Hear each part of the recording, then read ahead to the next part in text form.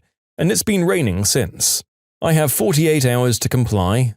I call the number on the card and have no answer, so I call the non-emergency line to verify what my responsibility is because of the vague wording on the door hanger. It's because one of the types of grass in my lawn, growing very sparsely, like 1 blade per square inch, is over 12 inches tall. The majority of the grass was like 2 to 3 inches long, but there was another type there as well that grew faster. I told them that I'm a new father and I asked for an extension to deal with it later. They said, don't even worry about the lawn, just take care of the baby. So now, with some newfound confidence, I mow my lawn in a spiral shape, leaving a lot of grass remaining as a middle finger to whoever called the cops about my lawn. And let's face it, we know exactly who it was at this point in the story, right?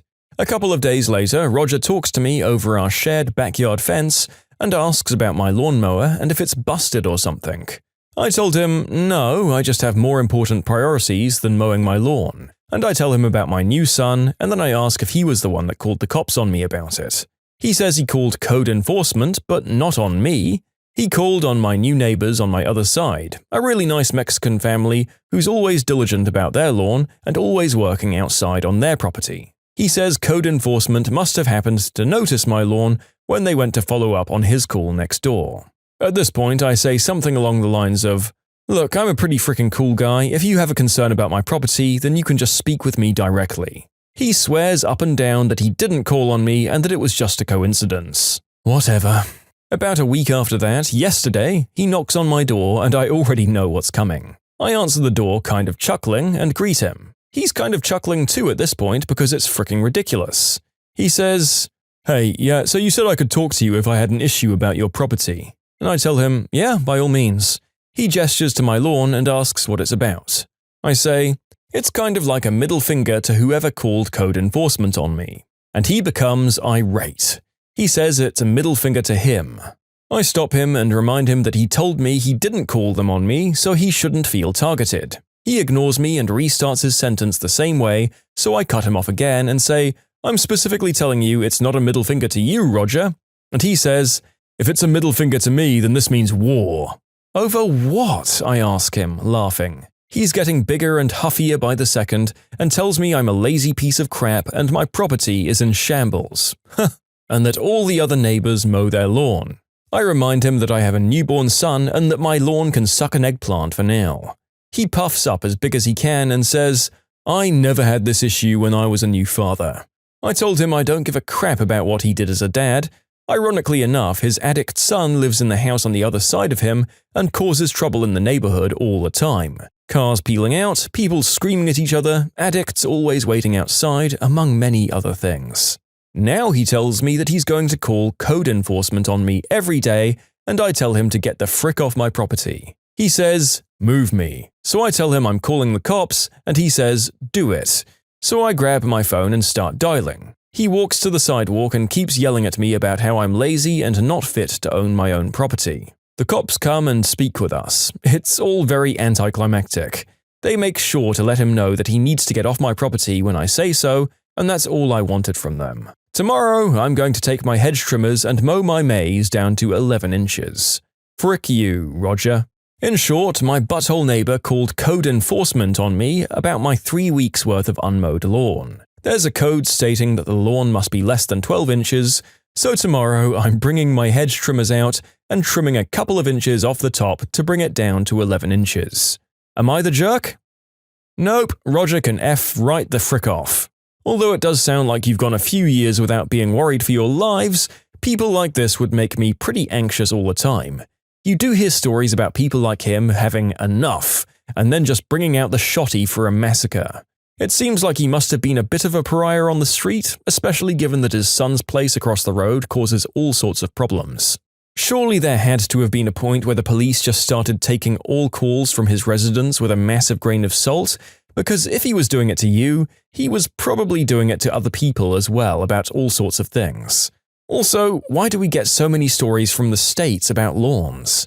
Who cares that badly about a strip of grass? I thought you were all about private property and stuff rather than communal appearances. If someone wants to have a crazy grassland on their lawn, let them. Maybe ask them about it when you want to sell your place, if it's such a big deal. Even that's kind of annoying, but people will probably understand that at least.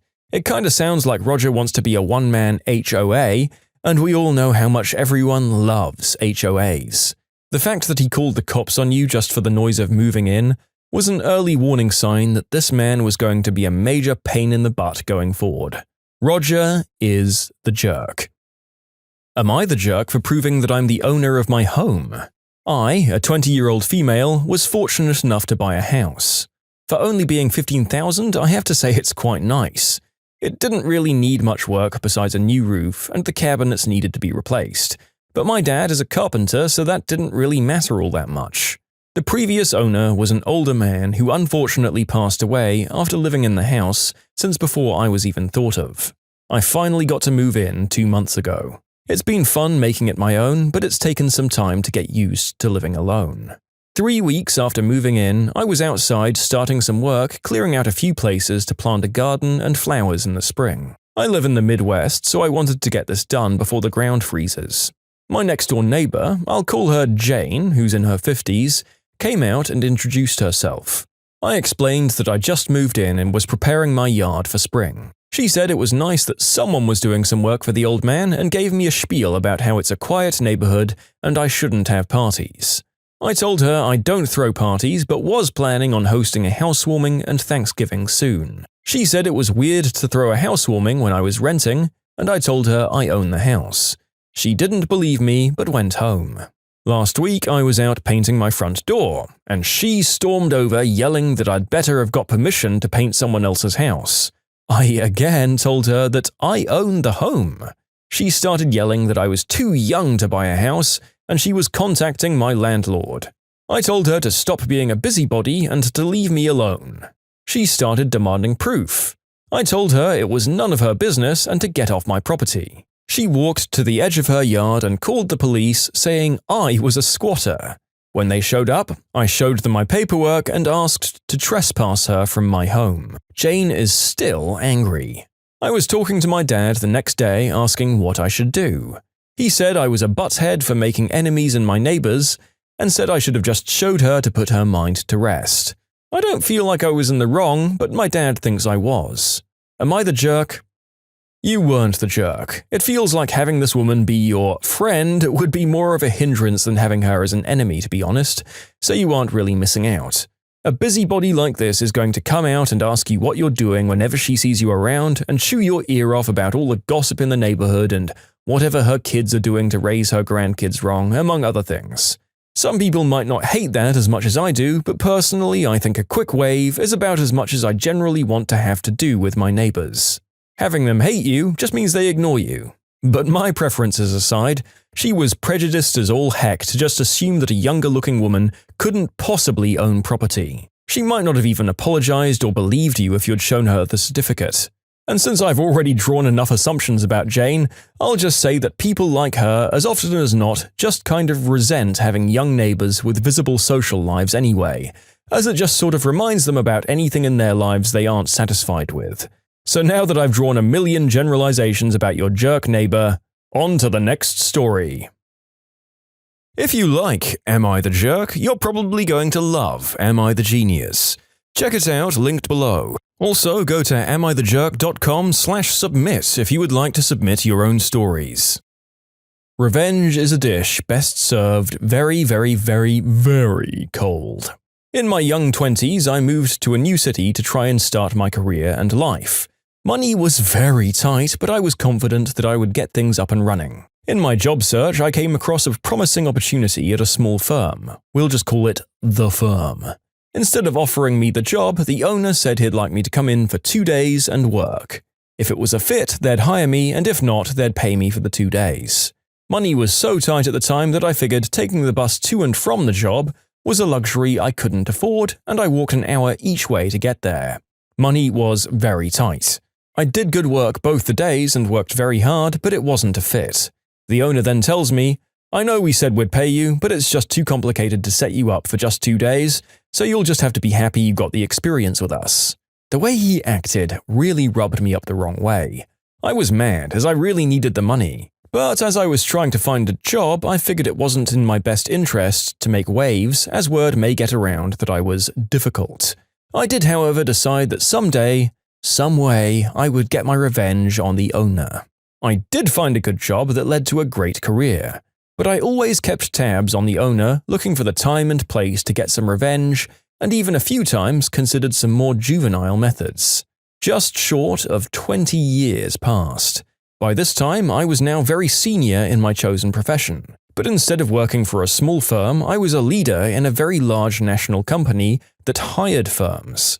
As it turns out, we had a large contract come up that I was the lead executive on the procurement team in the area the firm operated in. Things have changed a bit over the years, but bidding on these contracts was at the firm's expense at the time back in the early 2000s. However, to safeguard them from wasting too much money, the bidding would be in stages. Well, sure enough, the owner and his firm put in an exploratory bid. They weren't perfect for the job, but they could actually do it, so I assisted in moving them to the next stage, and the next stage, and then the final stage. The easiest thing I could have done was shut them down right away and got a bit of revenge, but they were qualified, so I didn't do that. There was some risk to letting them go through to the end, though. Though I was the lead, it was a team decision, and to be honest, if they had the best proposal, despite my thirst for revenge, I would vote for them. The proposals and presentation came in, and luckily the other firm was a bit better, and we went with them. Normally, the executive lead didn't deliver the bad news in the bid process, but I volunteered to take the call, and that was my little dose of revenge. It was fun to call the owner, who had no idea we'd met 20 years ago, and tell him, "We were impressed with your proposal, but it's just not the right fit. I know you must be disappointed to not get the contract, but at least you got great exposure to our process."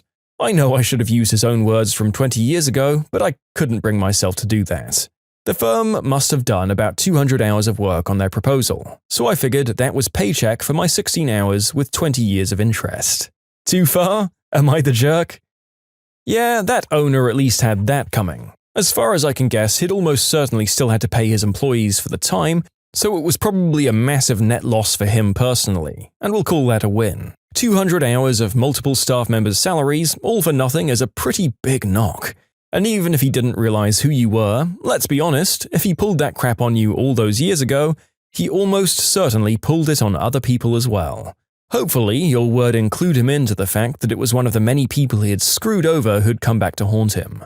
Also, 20 years is quite the time to remember and let this stew. It's undeniably petty, but honestly, as far as I'm concerned, that boss deserved every stumbling block that life threw at him for cheating earnest young hopefuls out of their well-deserved money. I hope that he didn't get to do too many more before the Department of Labor was called on him to set him straight. Moral of the story here, the many people you wrong in life don't just go away. And the more you do it, the bigger the chances of you running into one of them who'll come over and wrong you right on back later in life. Am I the jerk for quitting a job on the spot when they gave me a bad evaluation after only working 15 hours? I was talking about this with my sister the other day, and she thinks it was a bit of a jerk drama move on my part. When I was 23, I started working at a clothing store in the mall for some extra money. I was there for about a week, though I only worked some short training shifts. I worked a total of 15 hours. The managers pulled me aside and said they gave me an evaluation. That would have been fine, I'm open to criticism and improving. However, they gave me a really low score, like 5 out of 45, saying I was not living up to expectations and it was going to go in my file. They promised it would be amended when I improved. I pointed out that this was unfair, as I hadn't been trained on 3/4 of the things on that list. So why was I getting a low permanent score before my training period was up? I asked for the paper and they said I couldn't have it, but they'd give me a copy. I told them, never mind, this wasn't a job I saw myself thriving in, and they should find someone else to finish my shift. It was my first long shift. I was supposed to work 7 a.m. to 5 p.m., but I said I didn't care if they had to stay late, and I left. They tried to get me not to leave by saying they'd give me a copy of the sheet of paper, but I said I wasn't going to work there any longer, and I went home. I found a new job babysitting until I finished my degree. I've never been into that store again. So, am I the jerk? Definitely not the jerk. The narrator knew what was up halfway through the story, and what was up was that these people were trying to give you a low starting score so they could negotiate your pay down to the absolute minimum. Also, if your starting score was that low, they could have every excuse to not update it and keep you at a low wage in future negotiations.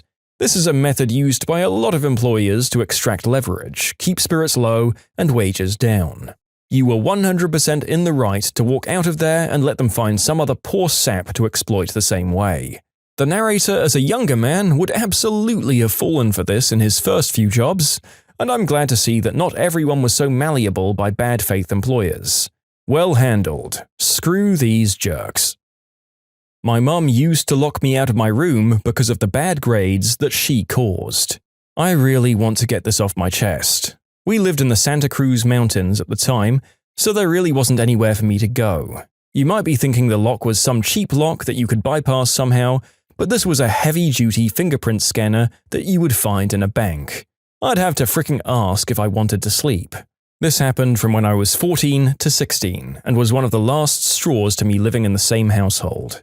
The reason why is even worse. My brothers and I got Chromebooks from the school, for homework, and my crazy mother decided that she needed to take them away and lock us out of the internet. Since we couldn't do homework at all, our grades tanked. The school and most of our teachers mentioned it constantly, and she thought she knew better than an entire fricking school. Go figure, she's an anti-vaxxer to boot. Did I mention that she did this with the house too? I'd get home at 4 to 5 p.m. and be stuck outside waiting for her to get back for more than 3 hours. This was a regular thing. This treatment has me with boundary issues to this day, and it's been 5 years since then. My God, no wonder you'd have issues after being raised by that monster. Being locked out of the house in a number of the different weathers you'd have up in the mountains is downright neglectful, and it's a damning indictment of your neighbors, if you had them, that nobody ever called CPS on her.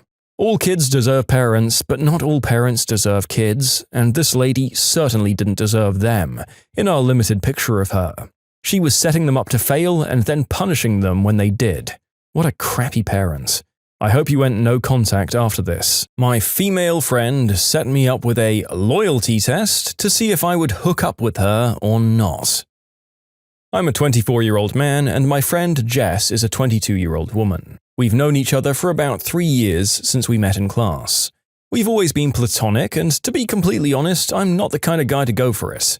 Yesterday, Jess was supposed to move. I was going to drive my truck over to her place, help her load up her stuff, and get her out of her apartment. Her situation with her roommates has become highly unstable due to irreconcilable differences, so she was in a rush to leave. The day before yesterday, as a way of thanking me in advance, Jess ordered pizza for the two of us. We were sitting there watching a movie on my couch, being platonic friends as usual, and then suddenly she inched closer to me. I figured it was nothing until a minute later she got a little closer. Then she got a little closer, and all I could do was think about how it was finally happening. She squeezed up real close next to me and looked up at my face. I'm not the most confident guy, so all I could say was, "Hi." To which she responded, "Hi." Then she asked if I wanted to do something. I asked what something was, and she said, "Oh, something." Still trying to keep room for plausible deniability, again, I laughed and said I don't know what something was. She kept staring at me and nodding, and I thought I'd just take my chances. I asked if I could kiss her. She immediately stood up, walked to the other end of the room, and sat down on the armchair. Then she took out her phone. I immediately apologized to her, and she said that I should just forget it. A few minutes of incredibly awkward silence passed, and then she said, "I guess Kim," who's her best friend, "was right." I asked what Kim was right about, and she explained that for several years, Kim has repeated again and again that I was only trying to get into her pants. Apparently, Kim put her up to testing me. I felt horrible. Immediately, I apologized to Jess again, and said that while I found her attractive, I'd do nothing to hurt our friendship. And then I apologized yet again. Jess accepted it while crying a bit, and then I told her she had nothing to worry about. After Jess went home, I got to thinking that it was incredibly mean-spirited that she'd do that to me. I'd apologized, but that juvenile high school prank just started to strike me the wrong way. I talked to my sister, who I can talk to about anything, who reinforced that it was disgusting behavior. Then she asked for Jess's address, which I declined to give her. The next morning, instead of meeting up with Jess at the promised time, I just didn't. I'd taken the day off work, but I went in anyway because I wanted to take my mind off what happened. Jess was blowing up my phone all day, and then I got a couple of text messages from a number I didn't recognize, which I imagine was Kim. Finally, Jess called me a flaking creep, and that was the end of our friendship. I'm really mixed on this. I feel kind of bad, but not so bad. Was I wrong? Am I the jerk? No, I'm going to say that this one wasn't on you. You were about as open to the concept of this just being a misunderstanding as anyone could be, to the point where she was sending the clearest fricking signals since the Morse code championships. She might have even been offended if you hadn't taken your chances, although that's speculation from me at this point. Also, you asked for consent and clearly respected her, quote, feelings on the matter when she made them clear. And clear is a massive question mark, as this whole encounter is just so damn murky. I can relate to being so flustered by a sudden attack that you end up apologizing, and then only realizing afterwards that you've been completely wronged by some absolute tosser. So for that, you have my sympathy. The one thing I will say on her behalf is that at least you could have told her you weren't showing up, and explained how you felt betrayed by it all. But if you were completely done with her after that, I'm not sure that anyone would blame you. You want the lights to take 15 minutes each to put up? Okay, I'll take 15 minutes per light then. A few years ago, I was an electrical apprentice in California. We had one foreman who was a particular kind of particular. If he wanted you to use a push broom to sweep a room, you had to do it in big strokes and not small ones. So one day he came to me and my journeyman and he goes, "I need you to put in all these T1000s in all of these rooms. It should take 15 minutes per light, that's what the box says, so this'll keep you busy for the day." We get to putting the lights up and find that even I, in my first year, can install these things in like 7 or 9 minutes. So we knock out like 5 or 6 of these in the first hour, and then the foreman comes by and screams at us. "What the frick? I told you it should take 15 minutes per light." My journeyman says, "Well, they were really simple, so we were able to get them knocked out pretty quick so far." "No, I want it to take 15 minutes per light, no excuses." I promise you all that he said that verbatim. So he storms off, my journeyman looks at me and goes, "Well, back to work then." Then about 5 minutes later, he finishes his light and I finish mine a few seconds later.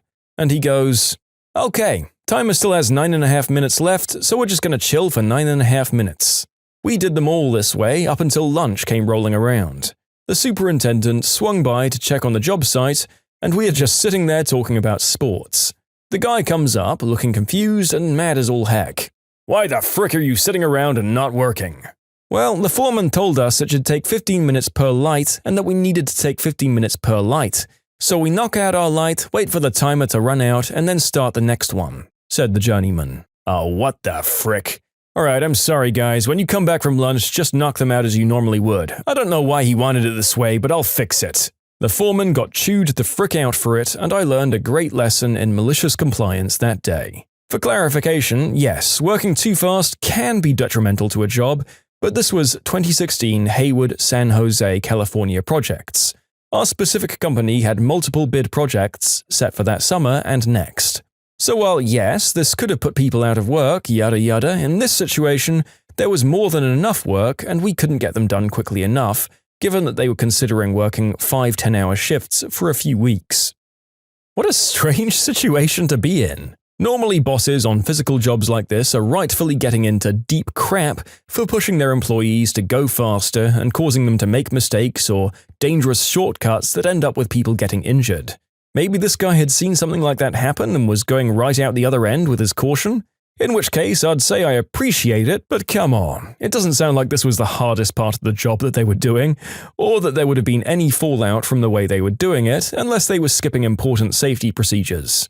I hope you enjoyed the countless 9-minute breaks you had leading up to your lunch break. Was that one crossword for each bulb? I'm just glad that your superintendent was smart enough to not punish you and instead realize that his middle manager was the issue here and discipline him. You even got an apology. Who says that all bosses are jerks? If you like Am I the Jerk, you're probably going to love Am I the Genius. Check it out, linked below. Also, go to amithejerk.com/submit if you would like to submit your own stories. Can't even drive the company truck 12 feet on the weekend? Okay. This is my husband's story from a few years ago. He was an equipment salesman and had a company pickup that he brought home at night and on weekends. His company didn't allow personal use aside from driving it to and from work. Some salesmen took advantage of having a pickup and did use it for personal use, and the company installed GPS systems on all company vehicles at the first of the year. My husband was pretty miffed as he hadn't really misused his truck, but he figured he had nothing to hide, so he shrugged it off. In February, he had to attend a trade show on a Saturday. This triggered the GPS and he got a nasty call from his boss, who was located in another state.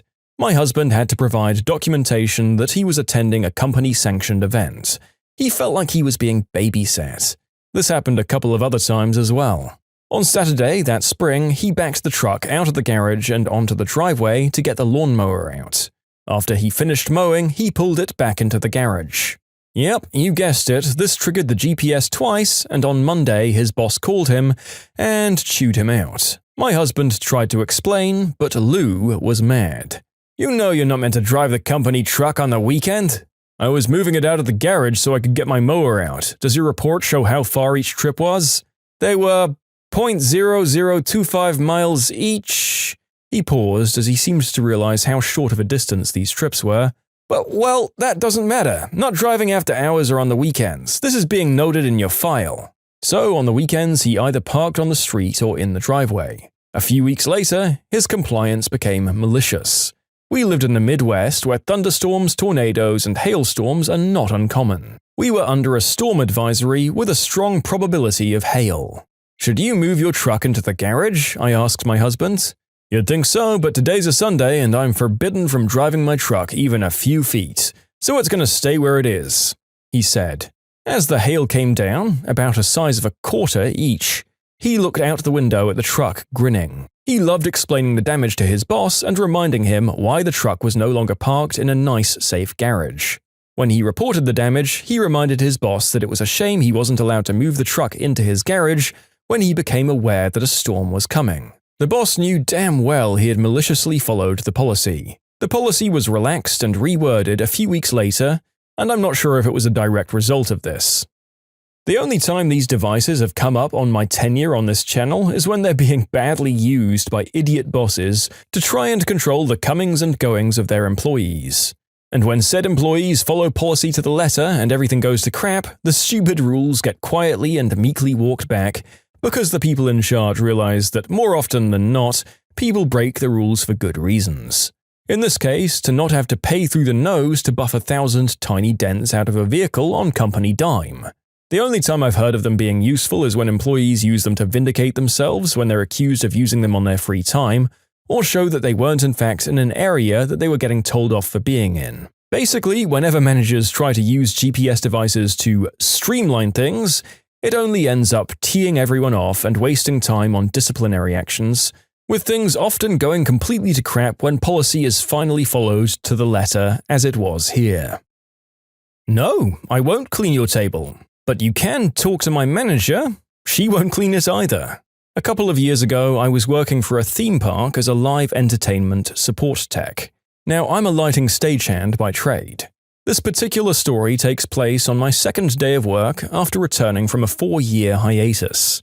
We were all working hard to get the summer show up on its feet and ready for tech in a couple of weeks. So we took a longer lunch break than normal, low-level staff like myself and our department supervisors, at a pizza place across the street. Now, the way we dressed for this position was fairly distinctive amongst our staff, but I guess less so when you leave the park. We wear show blacks, all black clothing down to socks and undershirt, and some sticklers even insist that we wear black underwear. The black shirts, which are button-up work shirts we had, as well as the ball caps several of us were wearing, they all had the name of the theme park and entertainment in silver, in a less than missable font, on top of which we had name tags with the company logo and our tool belts on our hips. The pizza place, however, had shorter-sleeved black polos for managers or t-shirts. And although similar in the black theme, they were not at all alike.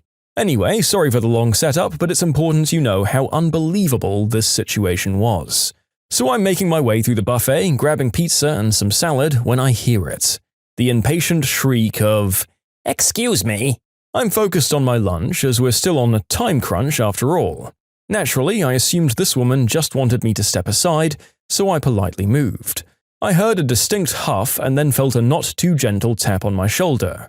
I turned around, confused. "Can I—" "Finally, I've managed to get someone's attention. All these tables are filthy and I want you to clean one for me." I blinked for a moment, about to utter the words you all expect. I got as far as, "I don't work—" "I know you're on your lunch break, but you can stuff your face in a while. You have a paying customer here with no place to sit. Am I just supposed to eat standing like an animal?" Yes, she actually said that. I point to the logo on my work shirt, and she doesn't even look. But nonetheless, I say, "Sorry, I can't clean your table for you. There's always someone at the register, maybe they can—" "You're right here, right now. Why should I have to wait for someone else to do your job?" At this point, I just sigh and begin to walk off. The Karen shrieks, "I want to talk to your manager." As it so happens, guess who was sitting at the table with our staff?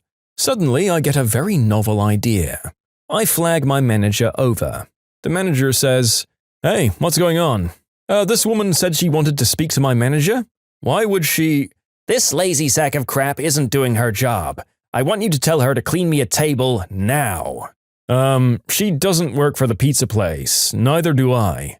What the frick is wrong with people these days? No one ever gives good service anymore. My manager, seeing what I'd just been putting up with, went off on Karen. My manager didn't yell and was very controlled to the point it was scary. I wish I could remember exactly what she said, but I'd wandered out of earshot after she told me to take my food and sit down. All I know is Karen finally seemed to get the message. Here's the best part. I don't know exactly why, but Karen left, without ever eating a single slice of pizza that she had paid for. My manager ended up giving me some cash to cover my lunch after all the crap, so thanks Karen, I guess. #thanks Karen, a saying that I've never heard before and suspect I'll never hear again. Keep an ear out and call me on it if that exact thing ever gets uttered here again, listeners. Also, even if the guys did work at the pizza place, I think most people have more decency than to call up an employee who's on their break. They might wonder why you're on your break when there's work to be done, but no more than that. Also, if I need a place and there are just a bunch of tables like this in a restaurant, you know what most of us would do? Just move some stuff off one table onto another. It'll do until someone gets free to come over and wipe it. I mean, it sounds like Pizza Hut. If you go there expecting 5-star service, you're probably preparing yourself for disappointment. Funny that you embarrassed this lady into leaving in any case. #goodbye, Karen. If I can't drink here, neither will my friends. Back in my mid-20s, I used to wait tables at this restaurant in my hometown. The money was good and I got along well with everyone there. Usually, after our shift, a few of the servers would sit at the bar and have a few drinks to wind down. You figure, why go to another bar when there's a bar right here? We always tipped well and nothing was ever an issue, until one day when the owner, out of nowhere, decided that employees weren't allowed to drink at the bar anymore. Now, I completely understand this is a normal rule in other bars, and the owner was well within his rights, but I just didn't see where this came from. I asked the manager if we did anything wrong to warrant the rule change, and he said the owner was just being a jerk. And he told me he tried to talk him out of it because there was no reason, but the owner just wanted to make his presence known. Okay, he's within his right to. However, what he didn't count on was Thursday nights and my friends. Back then, my friends were in a punk band and had practice every Thursday night. I'd work every Thursday night and they'd meet up with me at my bar and grab a drink with me after my shift. And usually they'd bring their girlfriends, friends, and whoever was hanging around. My friends pretty much made the bars Thursday night as busy as a Friday or Saturday. And when I tell you we could drink, oh, we could drink so much. And of course, everyone tipped generously. So when I told them I wasn't allowed to drink at my bar anymore after my shift, they were as angry as I was. My buddy Bob was like, "Wait, so there's no point in us going to your bar and waiting for you and then all of us moving to another bar after you're done so you can join us. We might as well just go to another bar in the first place and you can meet up with us after." It was the most logical solution. There was another bar around the corner. So come Thursday around 9 p.m., I was finishing up my shift as my manager approaches me. He looks at the empty bar and asks, "Hey man, are your friends on the way? They're usually 3 drinks in by now." And I reply, "Oh, actually they're 4 drinks in, they're at the bar around the corner." My manager was dumbfounded. "Wait, what? Why aren't they drinking here?" And I calmly tell him, "Well, they want to drink with me and I'm not allowed to drink here. Now, if you excuse me, there's a pint of Cane Head High, my favorite beer, waiting for me around the corner." I walked out and joined my friends for a fun night. Now, I must admit I feel bad for the bartender who usually worked Thursday nights. She had no part in the decision and her tips suffered because of our move. But that's on the boss, not me. After a few weeks, the owner noticed the dip in sales on Thursday nights and said we were allowed to drink at the bar again. However, the damage was done. We found out that not only did the bar around the corner have all the beers we usually drink, they were much cheaper. We also struck up a great friendship with the bartenders. We found our new hangout spot. There was no reason to go back. Oh well.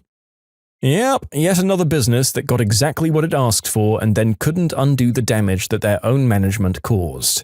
A Friday or Saturday night's worth of business and tips is no joke. And if you and your friends really were bringing in that sort of money on a Thursday, and if you were, then wow, then I can see why the owner did an about turn when they realized the consequences of their own actions. But sadly, they'd shown you that life outside your regular watering hole was in fact far sweeter than the thing they were banning you from doing. Sucks to suck, owner.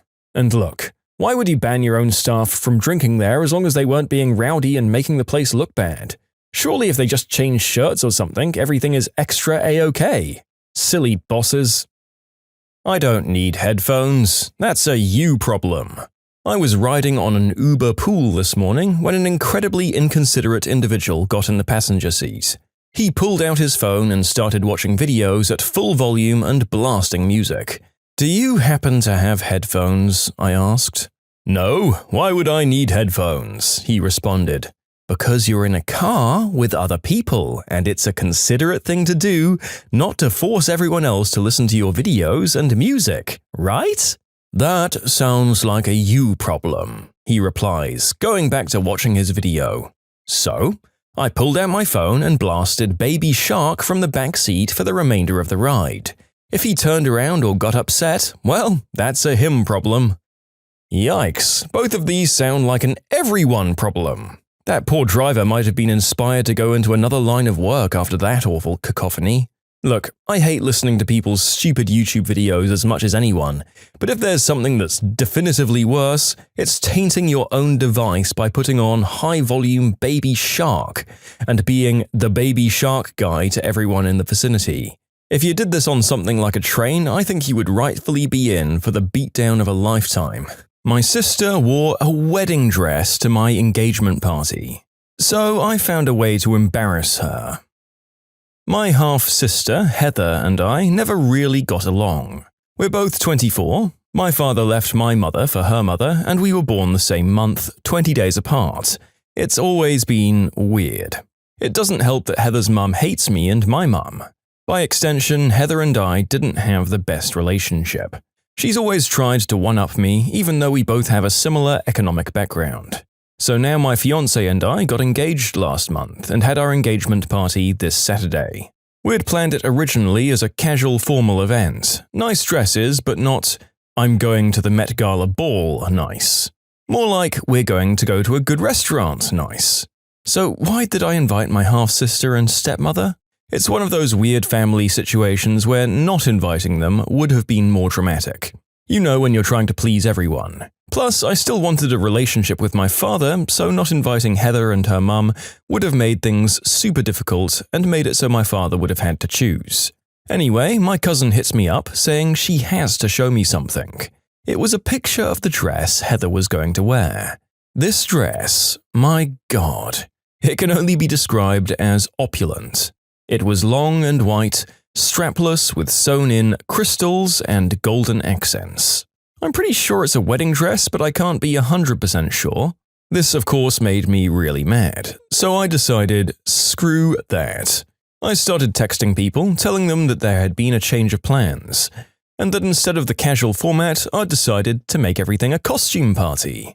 My mother's side is crazy for Halloween, so they were immediately on board. I told my father via text and asked him to relay the message to Heather and her mother, knowing full well that he'd forget or leave it to the last minute. So Saturday comes along, guests start showing up, most of them in costumes. Some didn't have time to get a costume though, and we just provided them with fun hats and cheap wigs. My dad, Heather, and her mother come like 1 hour late. As soon as she notices that everyone was either wearing elaborate costumes or weird accessories, and she didn't stand out, Heather lost it. Especially when my fiancé came along and told her that, "Wow, your bride dress looks amazing for a cheap costume." She left crying, and her mother and my father told me that I was being childish. And I could have told Heather myself and not tasked my father to relay the message. The rest of us had a blast. Even though she left, I didn't think of her again until a few days later. And I don't regret the costume party. I wish I'd thought of it earlier, to be honest. When I kept thinking of it, I noticed that my father wouldn't have chosen me in this scenario, which is why I ended up cutting him off later. For those interested, my fiancé was dressed as Bubbles and I was dressed as Mojo Jojo. My mum and aunts went as ABBA. Other memorable costumes were Luffy and Zorro, Ian Malcolm and John Hammond, and Jesus. And for those saying I let her win, no. The point of this was to ruin my half-sister's intention. She wasn't just dressed nicely, as some of you put it. She wore a wedding dress to my engagement party. I'd much rather subvert this whole mess rather than have her smugly sitting at the table in a wedding dress. So, am I the jerk? First of all, it speaks volumes about your dad that you could 100% rely on him to forget to tell his family about the change of dress code. Weaponizing someone else's crappiness is an excellent strategy if you really want to cover your own butt, although apparently it didn't quite work out for you this time. I'm kind of curious as to whether your fiancé was tasked to say exactly what he said to Heather. If not, the man just has incredible timing and instincts for destruction. And now that I'm going back up to read the story, he made the comment while wearing a Powerpuff Girls costume. Extra sick burn. I can't quite rule out you not being a jerk vigilante, given the lengths you went to ruin this one person's evening, but I think it sounds like Heather and the other two have in no way made your life easy, and that I can't begrudge you for doing what you did to take some air out of their sails. Today I messed up by playing God with the delicate balance of nature. So I accidentally started a large-scale war between ants, and I feel absolutely terrible. So I own 2 large ant farms and have for many months, both of which contain harvester ants. The smallest farm had become damaged thanks to my clumsy niece, so I wanted to relocate the ants somewhere safer. Last night I came up with the bright idea to connect the 2 enclosures with a piece of plastic tubing that I had lying around, hoping they'd maybe even move in together. I know that's stupid now, but it felt like a good idea at the time. Sure enough, after an hour, the ants from enclosure 2 started venturing through the tube, excited to explore their newly expanded world. Suddenly though, to my surprise, the ants from enclosure 1 ran into their little hill, seemingly going into hiding. About 20 minutes later, some of the large soldier ants from enclosure 2 began to poke around inside the hole to the hill of enclosure 1. Chaos, and I mean utter fricking chaos, ensued. The ants from enclosure 1 began pouring out into the sand. I didn't even know that there were so many in there. Within seconds they were fighting, the soldiers from enclosure 2 tearing them in half like fricking maniacs. At this point I really wanted to intervene, desperate to stop the brutal madness. But it was too late. With almost all of the soldier ants from enclosure 1 lying bloodied and decimated, one of the soldiers from enclosure 2 made a move for the hill's sandy entrance. This girl was absolutely massive, almost a third as big as the queen. Noticing the attempted attack, the surviving worker ants from enclosure 1 moved in on her position from the surrounding sand.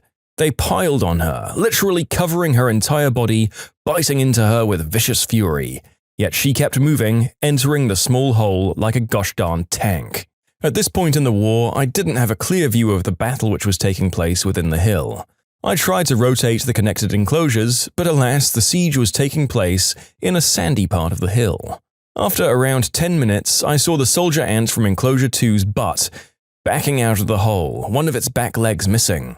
To my absolute freaking horror, she begins to drag the queen out of the hole by her head. All the while, the queen is biting down into the soldier's seemingly impenetrable skull with everything she has, while her workers are still climbing all over this absolute monster. After a good minute of tugging on enclosure 1's queen, thrashing from side to side, her insides being bitten into, the soldier just jerks the heck backwards. In a single decisive tug, she tears the queen's head right the heck off. She then turns, examines the corpses of her fallen sisters who've died in the meantime, and she simply begins to walk away. The queen's decapitated head held within her mandibles, a trophy of war. As of now, enclosure 1 has no queen and only 12 workers remain from what I can see anyway.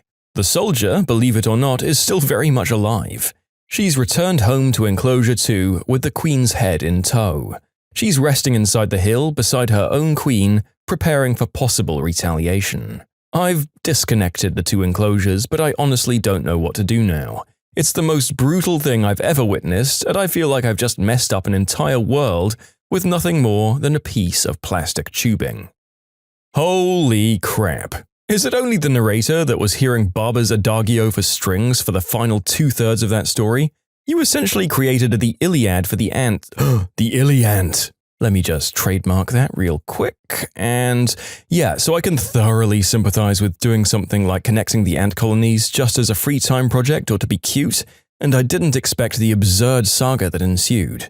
Also, what were you feeding Colony 2 to juice them up to be so OP against their poor opponents? I'm sure Master Chief Ant's legend will be carried on down through the generations of the colony. Not the kind of story I'm used to reading here, but that was thrilling. If you like Am I the Jerk, you're probably going to love Am I the Genius. Check it out, linked below. Also, go to amithejerk.com/submit if you would like to submit your own stories. Am I the jerk for greatly increasing my husband's chores and dismissing his complaints after he called me a homemaker? For context, I work in my own startup. My husband John works in a movie theater. Before I started my company, we both had similar income, but now I earn 5 times as much as him. The chore dynamic at home was always heavily skewed. I'm very neat and I like cooking, so I handled the lion's share of chores on top of my job. After the company started growing, John invested himself more in chores because he was staying at home due to movie theaters being closed.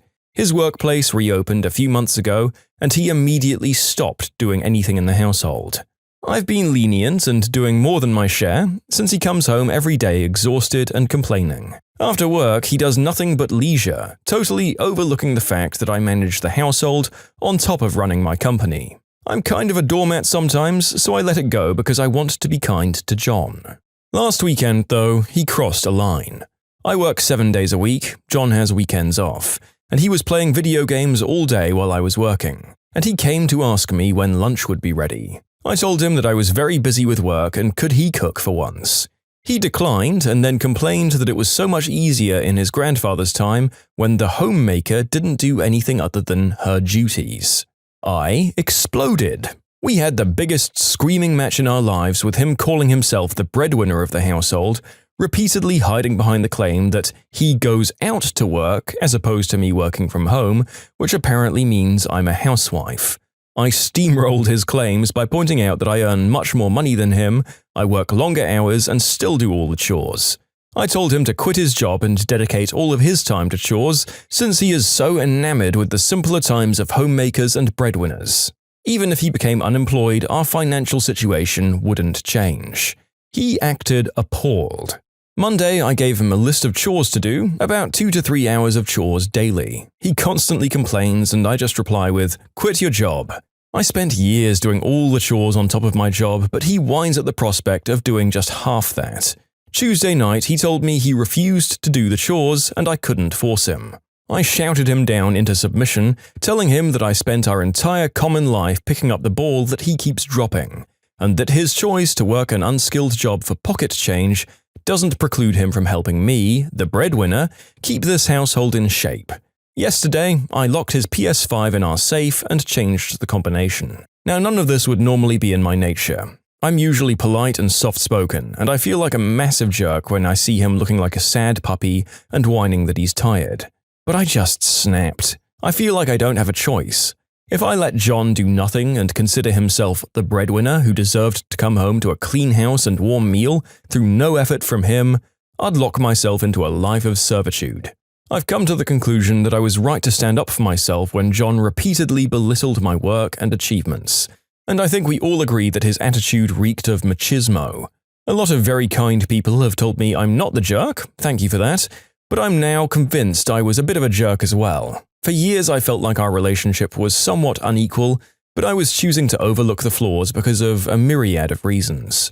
I let frustrations and resentment build up and explode, and while I think John acted very poorly in the first place, I overreacted in self-righteous rage. I treated John very poorly in return. Isn't that how wars start? Petty disagreements and skirmishes, mounting anger on both sides, until both fighters believe that they are righteous. I'd been stewing in anger for days, and that's horribly unhealthy. And that anger is years of bottled feelings spilling up over something not worth that sort of reaction. I'll sit John down tonight and have a long talk. I'll tell him all of my feelings that I've detailed here, and we'll decide how we want to proceed. The people that we are now are so different from the people we were when we got married and when we started dating. Yeah, I think the jerk title predominantly lies with John. I mean, don't get me wrong, it sounds like you were downright brutal to him in the aftermath of this, but if you can go years of marriage with you doing the breadwinning and housekeeping and have him still disrespect your contributions like this, There kind of needed to be a drastic change. And it sounds like repeatedly emphasizing the fact that you do everything, even by rubbing it in his face, was the only way to overcome his protests. I do feel a little bad for him. Unskilled jobs do tire you out just as much as skilled ones, so I think some of his exhaustion was probably legit. But you've got to work on bettering your situation yourself, my dude. Maybe be a homemaker and upskill for a while on the side for a more equal dynamic. Entitled mum tries to steal my pre-selected seat. So this happened about 5 years ago, but I just went on a flight recently and was reminded of it. My family had an event that we had to go to that was across the country. A lot of my family, my mum, dad, sister, and several aunts, uncles, and cousins, had already flown out the week before, but I had work, and my daughter had preschool, so we stayed behind and we were going to fly separately on the weekend. My aunt had a little girl that she couldn't bring when she went, so she asked that I bring her with me when I and my daughter flew. My aunt's daughter Grace was almost 2, but she was non-verbal so far, and my daughter Ellery was a little over 3. I was 18, Ellery was conceived out of the unspeakable act, and yes, I was crazy to fly with 2 toddlers alone. Since I was flying with 2 toddlers, I wanted to make sure that we had a row to ourselves. I was planning on having Ellery in the windows, Grace in the middle, and me in the aisle. So I went for the slightly more expensive option of choosing pre-selected seats. We got to be in priority boarding, so we boarded before a lot of the other passengers. We'd checked our suitcases, so I just had my backpack with all the things I would need. Jackets, food, toys, my electronics, and a diaper bag. So I had Grace strapped to my front, my backpack on my back, the diaper bag in one hand and Ellery's hand in my other. I was saddled up, I got on the plane with no fuss from the girls, but when I got to our designated seats, yep, you guessed it, an entitled mum and her son, probably 6 or 7, were sitting in our row. So our conversation went a little like this. I said, "Excuse me, these are our seats, we pre-selected them." "Oh, I'm sorry, honey, but it's open seating and I got here first. You can go and find another seat." No, actually, this is my row, I pre-selected it online and paid extra for it." I showed her my ticket. "Honey, that's not how it works on this airline, and unaccompanied minors need to fly next to the flight attendants anyway." I was getting exasperated and exhausted, still holding a baby and a backpack. "I'm an adult and this is my daughter. Please move or I'll need to get the flight attendant." "Oh, go ahead, she'll tell you the same thing." So of course I go and get a flight attendant and explain the situation and show her my ticket. Enter the flight attendant. "Ma'am, she did in fact pre-select this row, so I'm going to need you to move to another seat." "Excuse me?" She looks genuinely shocked. "Please move to another seat, we have plenty." She gestures to the back where there are literally still whole rows available. "No, we got here first and my son needs to be over the wing." The flight attendant looks slightly annoyed at this but keeps her customer service voice. "Why don't I help you find another seat? I'm sure your son will be fine." "No, I'm staying in this seat because I got here first." At this point, Ellery was getting antsy standing in one place and the flight attendant noticed. "Sweetie, why don't you take a seat right there while I sort this out? I'll bring you an apple juice in a little bit." Ellery sat down in the seat on the other side of the row, the one empty seat in the aisle of the plane that was filling up. The flight attendant said to this entitled lady, "Ma'am, we're going to have to remove you from the aircraft if you don't move to another seat." The lady finally gets up at this point and drags her child behind her, pushing past us, saying angrily at me and the girls, "You teenagers are so entitled." The flight attendant apologizes to me and helps me seat the girls and my things into our row. She says, "Wonderful job dealing, by the way, you seem like a very responsible big sister." I say, "Actually, the older one is my daughter, the younger one is my cousin." "Oh, then you're a very good mother. I'll get you an apple juice for the kids. Just make sure you stow it before we take off. Let me know if there's anything else I can do for you." It took me until the end of the story to work out from the other comments that probably more than half the reason this woman was so vile and entitled towards you was because she perceived you as being young, if not a child. Because in the eyes of people like this, the young aren't worthy of their full respect. So yeah, screw that jerk. She was showed literal proof that the seats belonged to someone else and wouldn't move until she was told she'd be forcibly removed from the plane. Also, I've just got to say, it sounds like you're an excellently prepared coordinator and caretaker. Well done on your preparedness here. Work starts at 9, not 9:15. Many years ago, I used to work as a web developer at a medical center, where the kinds of people in that organization were, let's say, tenured. Many comfortable people who had been working there for more than 8 years. Not the least of all was our manager who'd been there for more than 20 years and fancied herself a dictator. I was the youngest there, followed by the other developer. Engineering was a team of 2, myself included. We had content creators, support people, designers, among others. But the engineering was just me and this other person, we'll call her Lucy.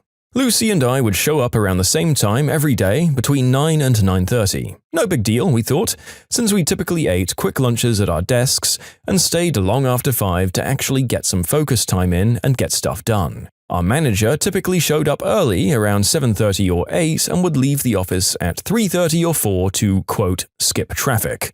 Now at some point, our manager was on some kind of power trip and decided it was necessary to call a full team meeting to inform us that work starts at 9, not 9:15, not 9:30, but 9. Me, being a young smart aleck, decided to fight this tyranny and asked her, "What time does work end then?" To which she calmly stated 5. So I asked how come she left at 4, and she explained that she showed up early and therefore got to leave early.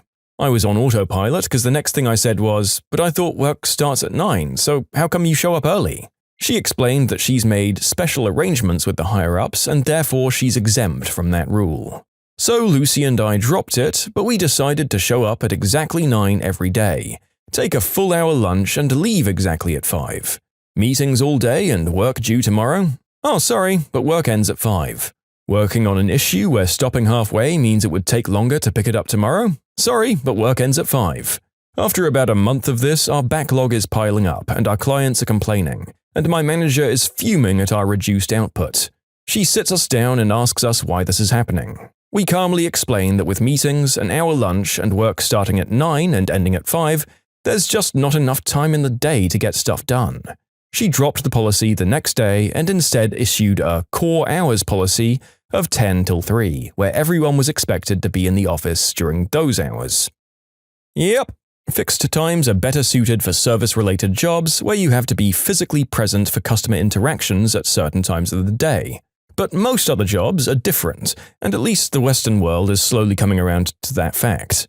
I think most studies have shown that flexible and assignment-based environments tend to be more productive and happy than the ones where people are just forced to sit in their cubicles for a set amount of time.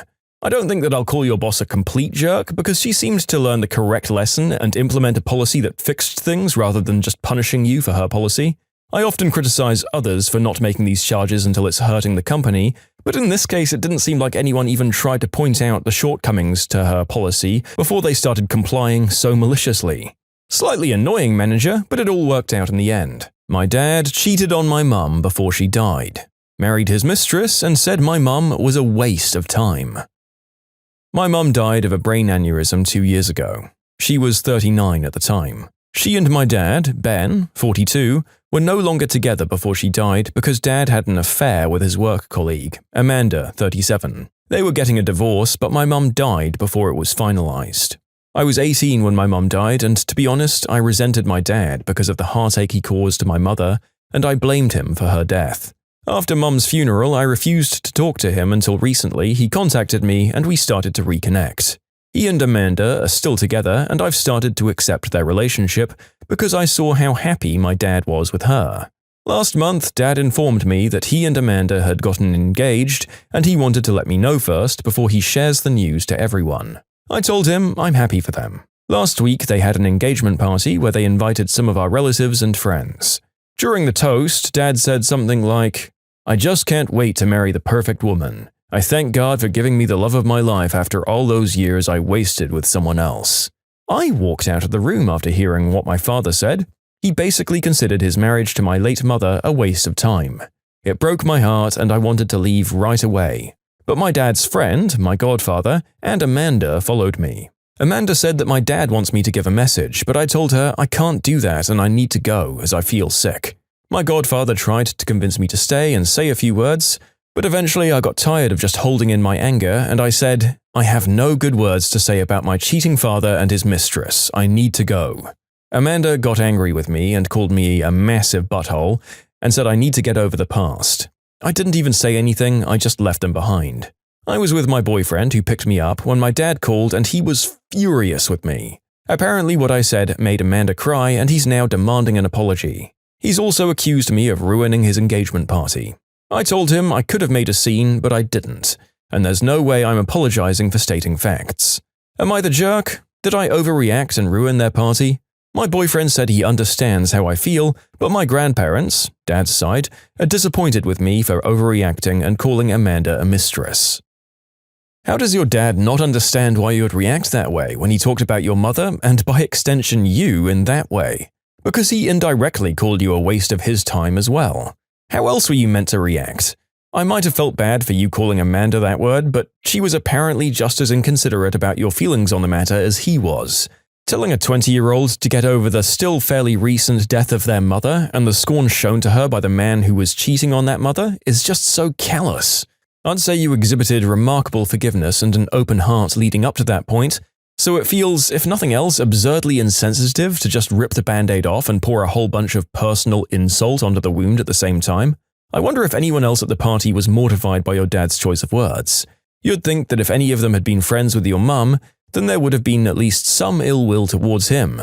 Screw the others in your social circle who expect you to pretend to be happy after hearing something like that. You're not the jerk. I hope your dad realizes what an absolute idiot he's behaved like. Slumlord won't let the company out of a 5-year lease. I get the building condemned. To start us off, this is about the company I work for and a trip I had to take because I had to wire a building for a computer network because the building owner wouldn't.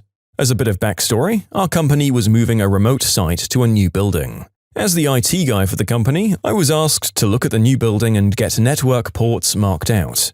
The landlord refused to put in any low-voltage lines and we got quotes, but they were thousands of dollars. So enter me, my car, and 4 boxes of Cat 6 plenum. It's about an 8-hour drive and I was doing about 30 drops. Not a ton, but still a few days' work in some place that's already built up. And it's drop ceiling with insulation on top. Messy, itchy work. Day 1, we get there Monday morning at the start of the month. It's actually a cool summer morning, and we're from further south, so no one notices the AC not working for about an hour.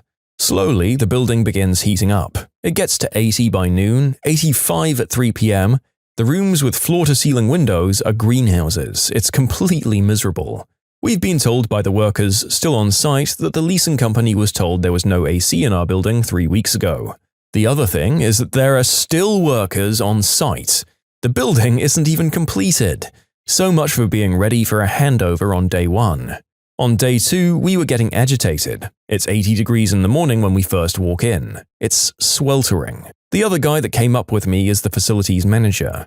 He's screaming at people over the phone to fix the fricking AC. We're all exhausted from the heat by 3 p.m.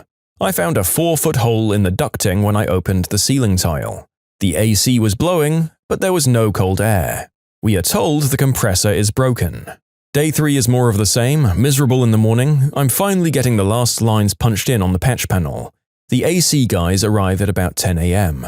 They finally fix the unit at 2 p.m. We asked them what they did. They said a lot of things. We again asked, but what did you do?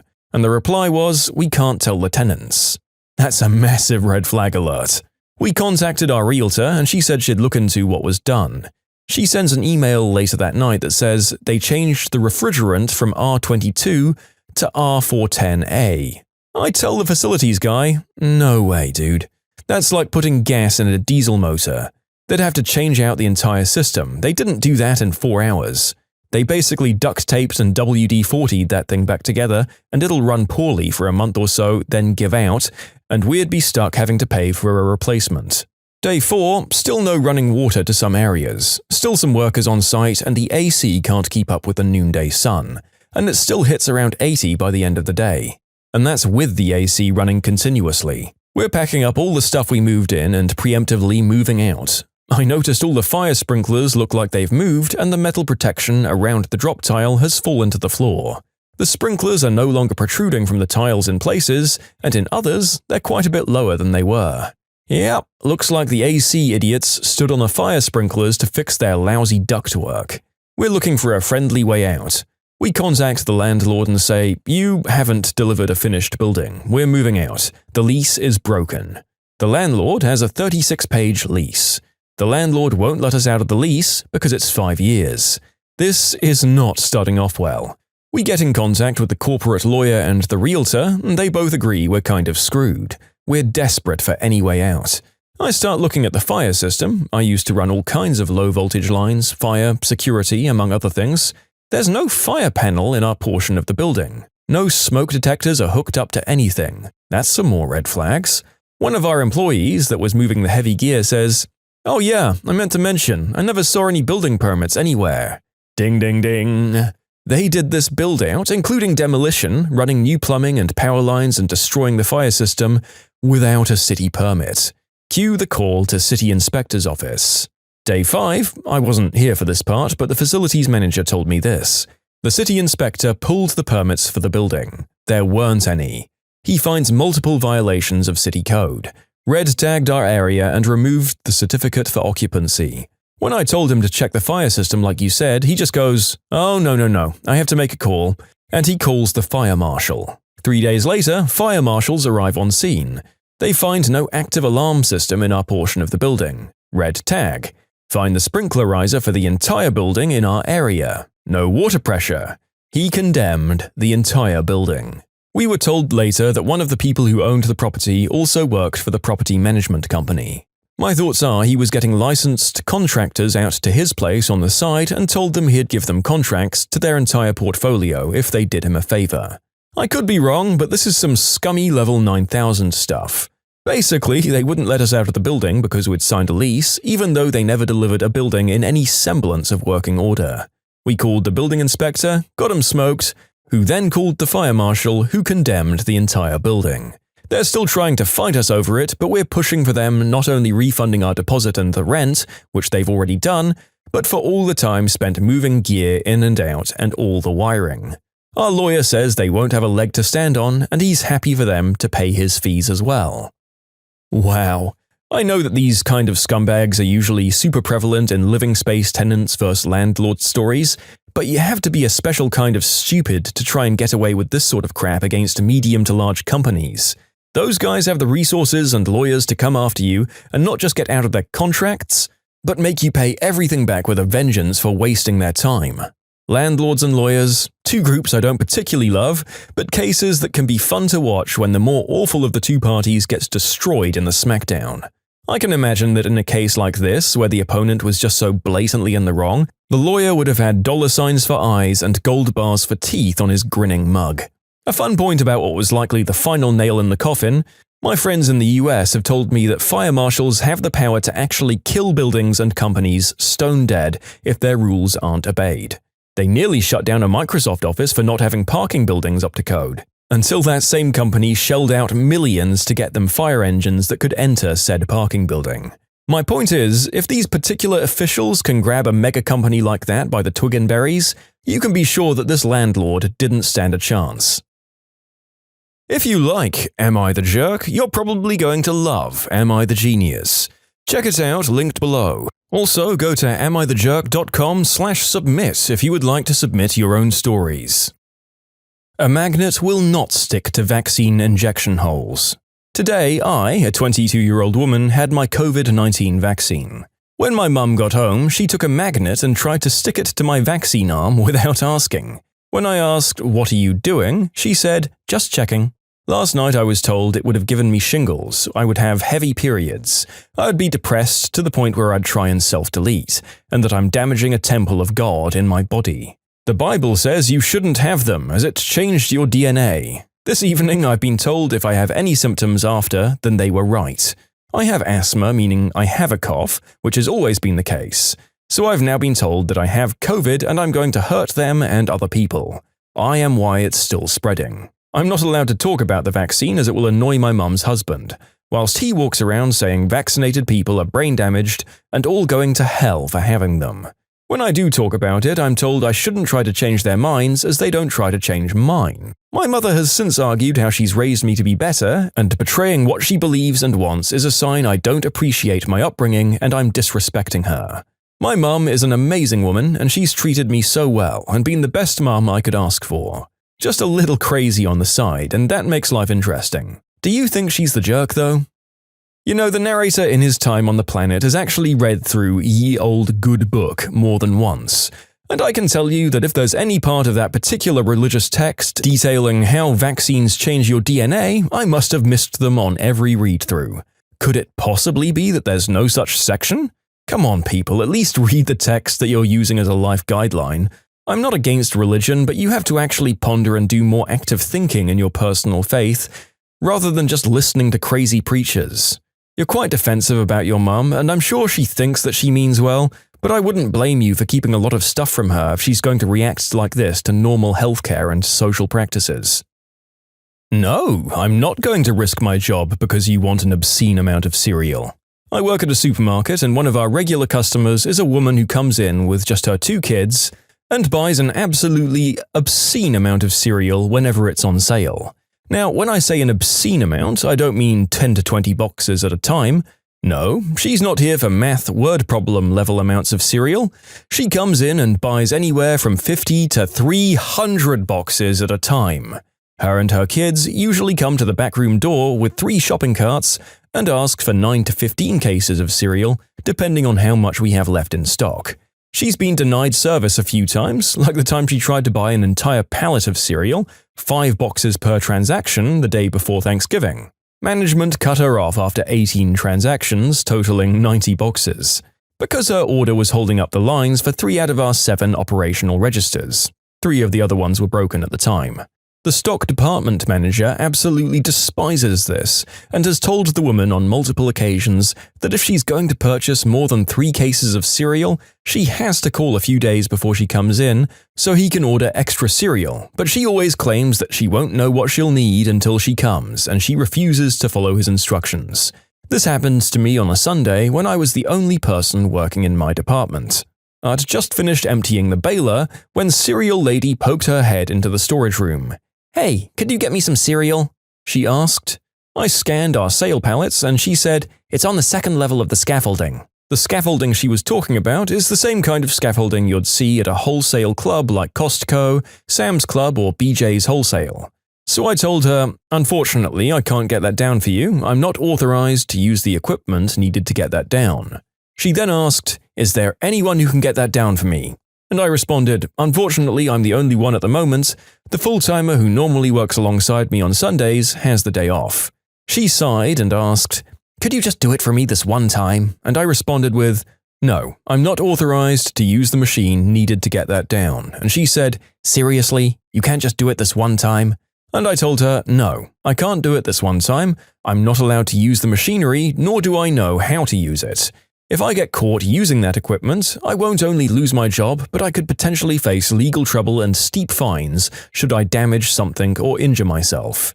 She huffed and then went, "Fine, I'll just get the front-end manager. He'll do it for me." A few minutes later, the front-end manager walked into the storeroom with the woman in tow. He said, "Hey, are you authorized to use the power lift?" To which I responded, "Nope." So he asked, "Is the full-time co-worker here yet?" And I replied, "He's off today and my brother already left for the day. My brother works in the same department as me and is authorized to use the power pallet jacks." The front-end manager turns to Cereal Lady and said, "I'm sorry, but that product is unavailable for today. There's no one who can get that down." She then shrieked, "You're a manager and you can't get that down for me?" And the front-end manager responded with, "I wasn't trained on that equipment because this isn't my department and therefore I'm not allowed to operate it. You're gonna have to come back tomorrow if you want that." The Cereal Lady then stormed back to the cereal aisle without another word. I haven't seen her since that day, and my department manager has since started storing the cereal pallets on the same side of the storage room door so she can't poke her head in and demand 15 cases of cereal without calling a few days in advance. Are we being too strict? Are we the jerks here? Okay, before I get around to the juicy judgment that you're all no doubt waiting with bated breath for, can I just ask, what the frick is going on with this woman's life? Like, come on, author. Nobody's ever asked what she's doing with all this cereal, and why she's buying the cereal in 5-box transactions at a time? Because, sure, you've detailed the irritation and logistical madness that this woman is expecting, but much like with many instances in my life, I just have to ask, why? Even if this is overpriced bags of granola that have like 5 servings per bag, we're talking breakfast for thousands in every purchase here. And what vehicle is she putting it in? And where's she storing it when she gets home or to her business or whatever? There's just so much that we're glossing over here. This is going to be one of those stories that sticks in my head long after we launch it just because of its sheer absurdity alone. I will never stop pondering your purpose and existence, serial hoarder lady. Oh, and she's the jerk, everyone. You're welcome. Today I messed up by thinking peanut butter was supposed to be spicy. Ever since I was a kid, I loved how peanut butter used to taste. Not only did it taste good, but it had this weird spice to it that wasn't like a chili peppers type spice, but wholly unique that I never tasted in other food. It was the perfect accent when mixed with jelly, as the spiciness and the sweetness went together perfectly. Sometimes I'd eat it too fast and have a bit of a hard time breathing, but I never thought anything of it. I also remember getting some weird looks a few times as a kid talking about spicy peanut butter, but I didn't think anything of that either. One day a few months ago, I was staying at my parents' house and went to make myself some lunch. I saw some peanut butter in the pantry, but no jelly since I was hungry. I slammed about an inch of peanut butter between 2 slices of bread and remember thinking, wow, this is the most peanut butter I've ever eaten at once. But then I got to work devouring my creation. Now, this is where the screw-up starts. A few bites in, I got that ate too fast feeling again, and I had to take a break to catch my breath. I started eating again and immediately got the ate too fast feeling again. Damn, it's going to take me forever to finish this sandwich, I thought. So I became determined just to power through and finish it no matter how uncomfortable it was. Big mistake. I made it to about the halfway point before I knew something was wrong. I felt simultaneously like there was a rock stuck in my windpipe and like someone had filled my lungs with peanut butter. Wheezing and struggling to breathe, it fricking hurt. The amount of time it took to take a full breath was causing me to panic, and I felt like I was trying to fill up a hot air balloon with a straw. I immediately started Googling heart attack symptoms, but they didn't really match up. I then Googled the symptoms themselves, and results of symptoms of allergic reactions started coming up. Some of the main symptoms were difficulty breathing, chest tightness, and wheezing. Then I scrolled further down and saw a section about things to watch out for in children, and the top one was, the child says their mouth feels hot, or that they say non-spicy food is spicy. Mine was mild enough to go unnoticed with small amounts and few snack peanuts here and there, but bad enough where I legitimately thought that sandwich was going to be my last meal for a couple of minutes. After a painfully long period of time, I started being able to breathe again, and suddenly all the weird looks I got from talking about spicy peanut butter made sense. Peanut butter wasn't spicy. I'd just been poisoning myself all these years. I now use peanut butter alternatives and mix my jelly with sweet Asian chili jelly. I pick it up from the store and it's just as good, but it doesn't almost kill me. Incredible. Apparently there are a great many people with allergies to a great many foods who've undertaken the same journey of discovery as you have. Search the word spicy and certain fruits and nuts, and have your eyes opened as to how many of us just thought that everyone else was terrible at explaining the taste of food that we thought was spicy. I'll be delighted if this video enlightens a few of you who are unknowingly poisoning yourselves one sandwich or bit of fruit at a time. My wife came out this month after 24 years of marriage. She has ruined my life. My wife came out. She saw it fitting with being June and all. Her dad had recently passed away. He was infamously homophobic, so much so that he disowned my wife's brother just for being gay. We've been together for 24 years. We started dating at 20 and married at 25. We're now 44 and 43. We had a family, 3 children from 16 to 10 now. Their lives are about to be torn apart thanks to a divorce. As I said, we started dating when I was 19 and she was 20. I gave her my entire youth. While my friends were out partying with other women and experiencing their early 20s, I was in with my girlfriend.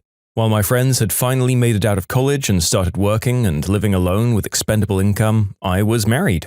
When my friends were in their late 20s and early 30s, I was with my wife and our baby. All of this was worth it, however. I loved my wife and was willing to give up those things to be with her. The sacrifice was worth it. She didn't, though.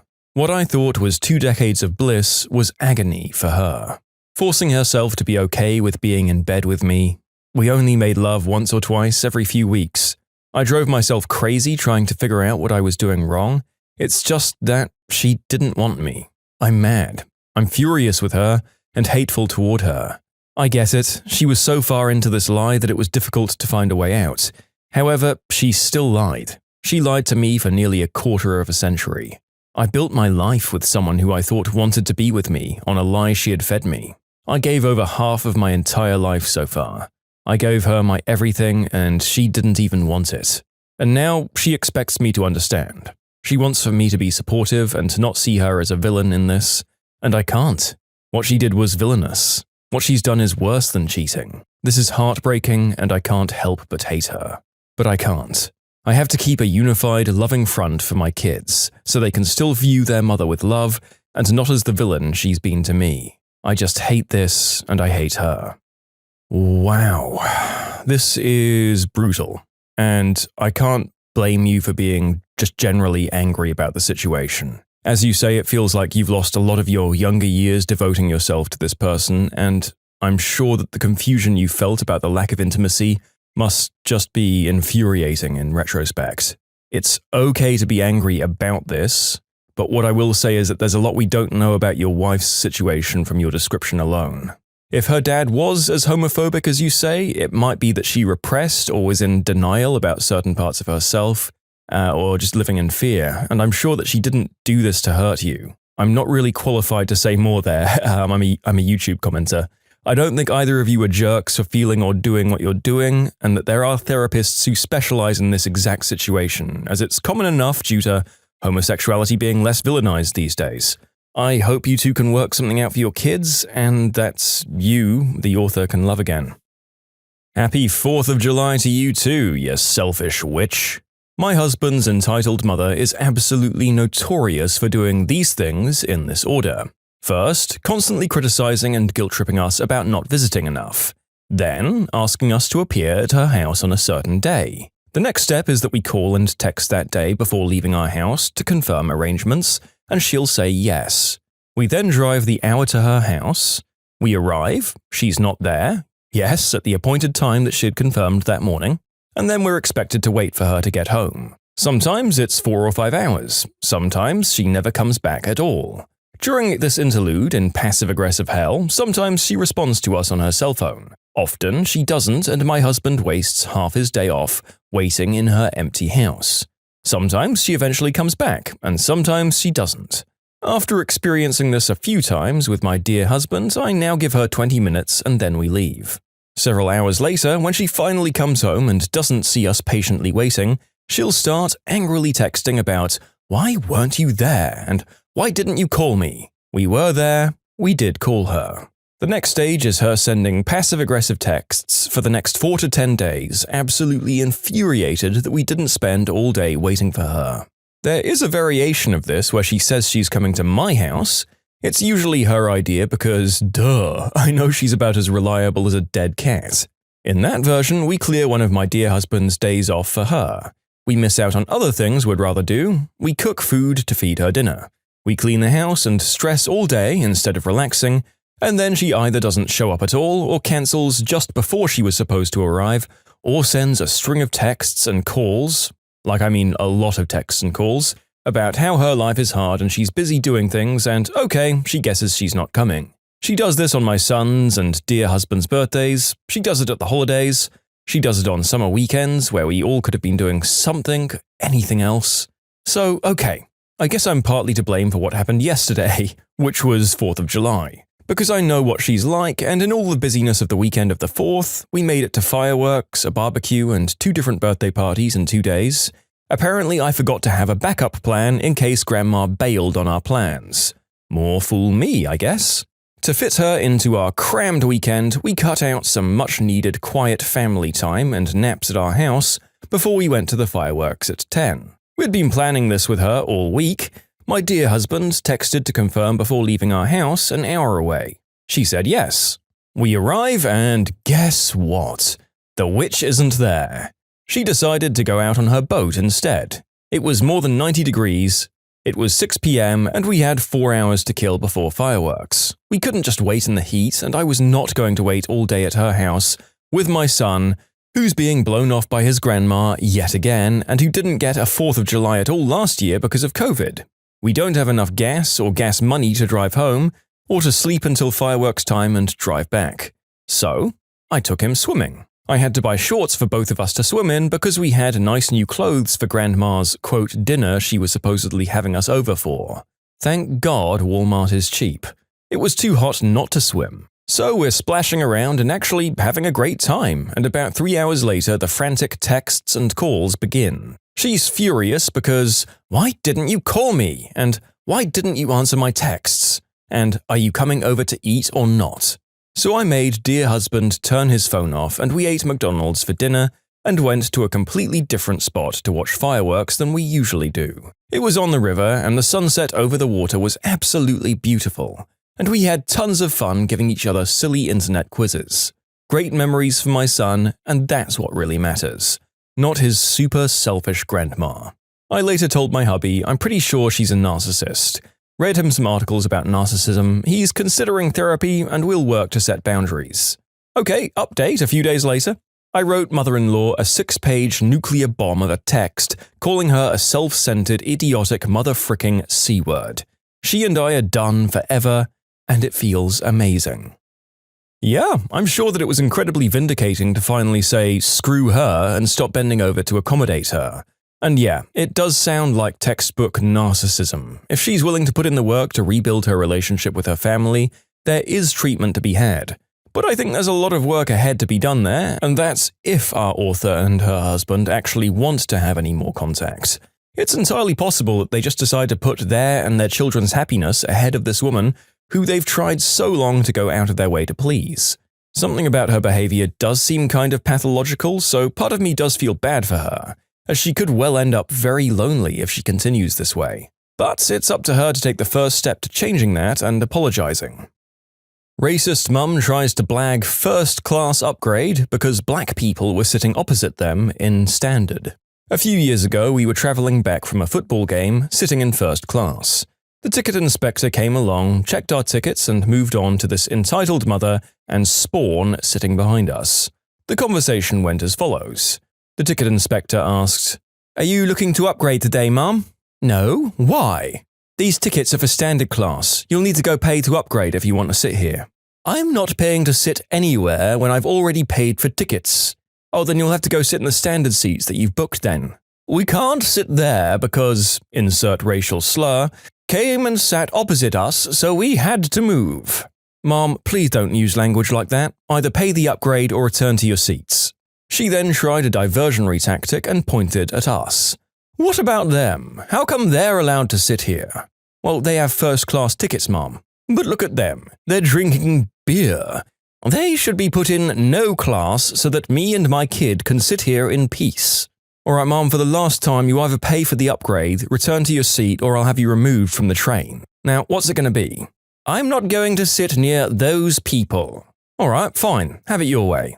The ticket inspector walks off, leaving the mother with her smug smile on her face.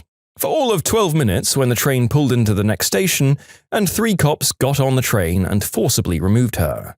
That was even more satisfying than the fact that our team won the game 3-0 that day. I think due to the presence of both trains and the football references at the end, I realized that this was in fact a UK jerk story and had to go back and re-record the voices from my usual pseudo-American character voice. The fact that people like this are still out in public in the present day is somewhat disheartening. In case you were wondering, there is a clear jerk in this story, and if I have to tell you whether it's the ticket inspector or the person repeatedly using racial slurs in front of her child, then you also may be in need of some jerk rehabilitation. I can imagine that it was unbelievably satisfying being called these kinds of names and then seeing the daft idiot being hauled off the train by the bobbies in blue. Don't be like her, folks. I can't see it working out well for you in the public transport of most countries. If you like Am I the Jerk, you're probably going to love Am I the Genius. Check it out, linked below. Also, go to amithejerk.com/submit if you would like to submit your own stories. Don't clock out late? No problem.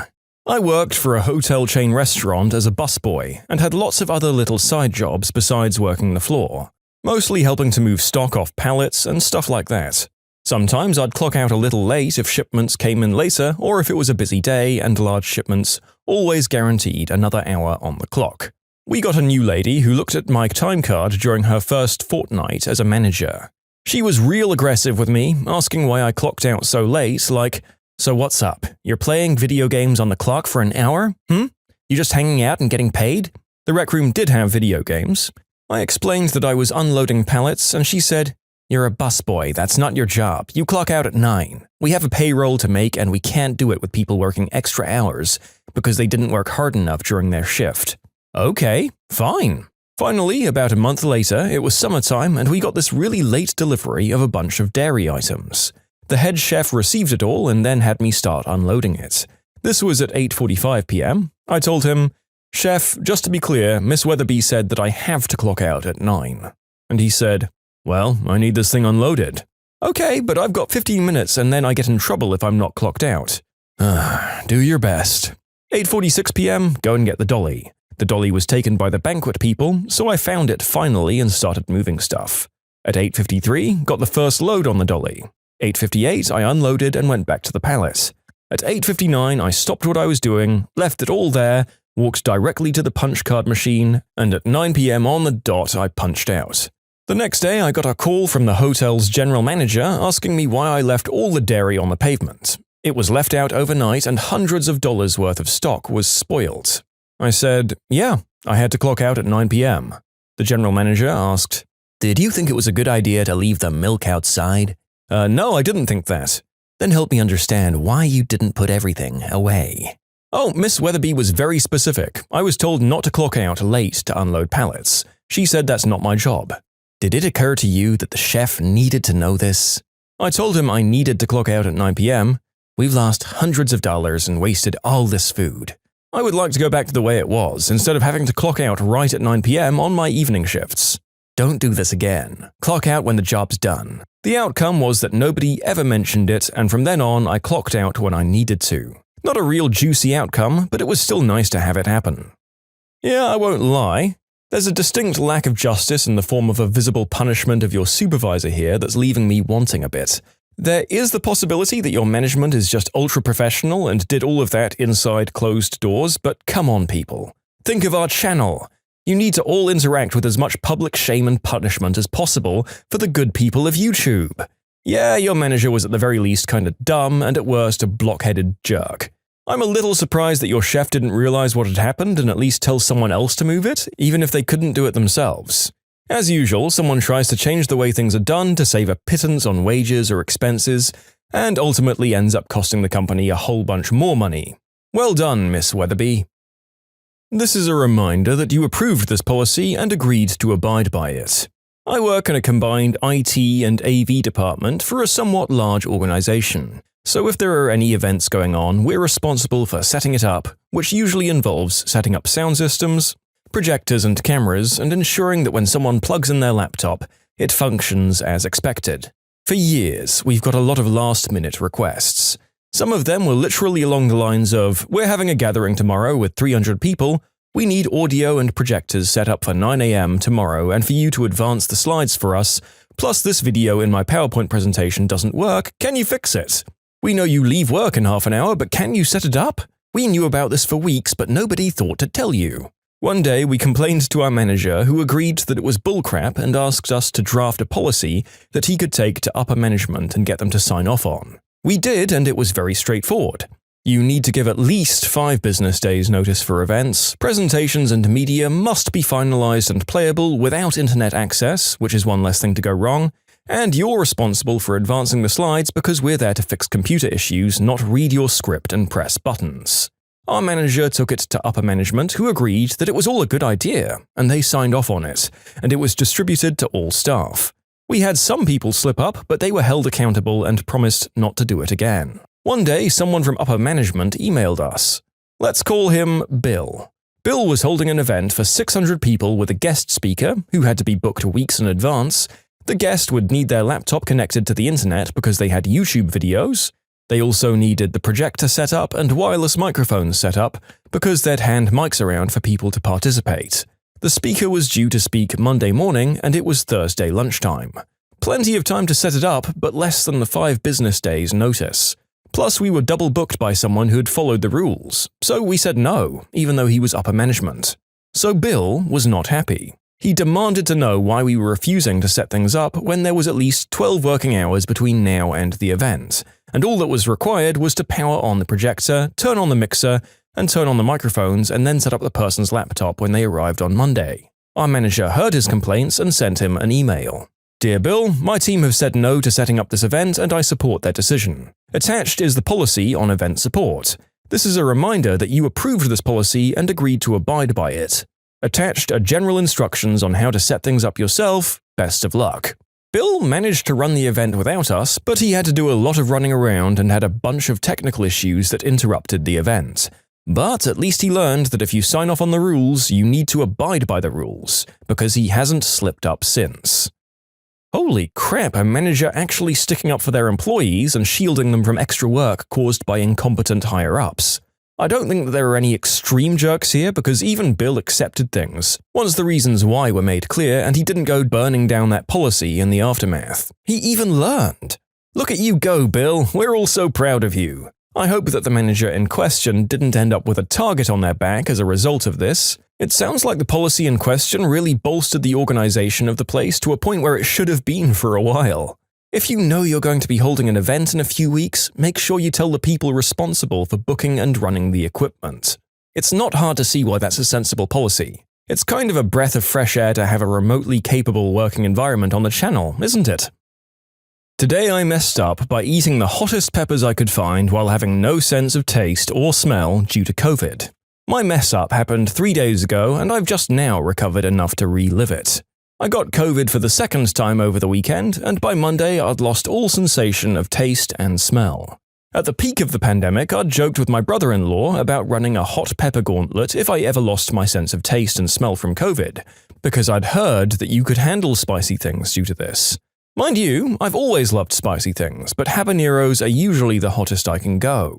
So I started with one of those because why not? And nothing. So I thought, let's just jump right into one called the Death Spiral, which is hotter than a ghost pepper but not as hot as a Carolina Reaper.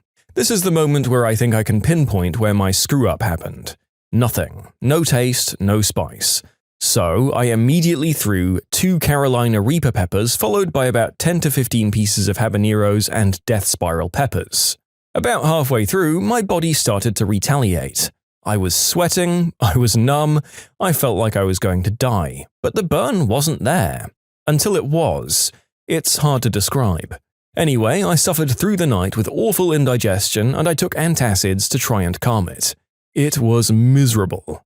I didn't think it could get any worse, but then the moment came where I had to evacuate my tum-tum. And my goodness. The pure fire and rage passing through my rear end was unbearable. I felt like Satan himself was trying to claw his way out of my posterior. I swore I'd fountained blood from down there, but there was none. For hours afterwards, I swear the fire feeling that came from my exit hatch could have made s'mores for the entire family. I'm still in pain days later. In short, lost my taste and smell due to COVID, and thought it was a good idea to eat the hottest peppers I could find. I paid the price when Satan escaped from my butt. 0 out of 10 would not recommend. Look, you really only had yourself to blame there, pal. This is the culinary equivalent of what happened with DiCaprio and Jonah Hill in The Wolf of Wall Street, when they took all of the expired medication. You probably should have waited a hot second to see if there was a reaction before going from 0 to 1000 on the spice factor. I love me some spicy food, and I know that even after the fire and the throat goes away, there's gonna be some turmoil in the stomach to come. Finished off with a final course of lava in the back passage. You're not a jerk, but you are breathtakingly incapable of working out the consequences of your actions. So if you take one thing from this video, folks, it should be to not completely destroy your insides with chili peppers. Or yell slurs at people on trains. Thanks for watching. I gave my girlfriend 5 COVID shots, accidentally. And this is what happened. Quick background, I'm in my last year of pharmacy school. I'm currently bouncing around doing rotations, which are free work, at different sites. Hospitals, big pharma companies, retail stores, among many other things. This most recent rotation is in a grocery store pharmacy, where things have gotten pretty hectic with the CDC giving the okay for everyone to get booster shots, which also happened to coincide with flu shot season. I'm pretty much just sticking people with needles all day, every day. So my girlfriend needs her Pfizer booster shot for work, and she wants me to give it to her. Cute, right? I tell her I'd be happy to. On this particular day, for whatever reason, we can't drive to the pharmacy together because our schedules don't line up. I have an obligation in the morning, so I end up at the pharmacy in the early afternoon, and she arrived about 15 minutes after I do. On an average day, I'm usually the vaccine guy, because I'm the guy who says hello at the window, updates your vaccine card, takes your insurance stuff, and makes you wait 45 minutes. I promise I'm moving as fast as I can, and then gives you the shot. So I'm used to handling the whole process, step by step, at my own pace, being as organized as time will allow me to be. I like to set up my stuff in the morning before we open, get all the paperwork in order, and have my ducks in a row before the day even starts. So I walk into the pharmacy in the early afternoon, and it's absolute, unbridled chaos. People waiting for shots, knocking on the windows, some lady poking her head under the plexiglass and asking me about her Venla fax machine, etc.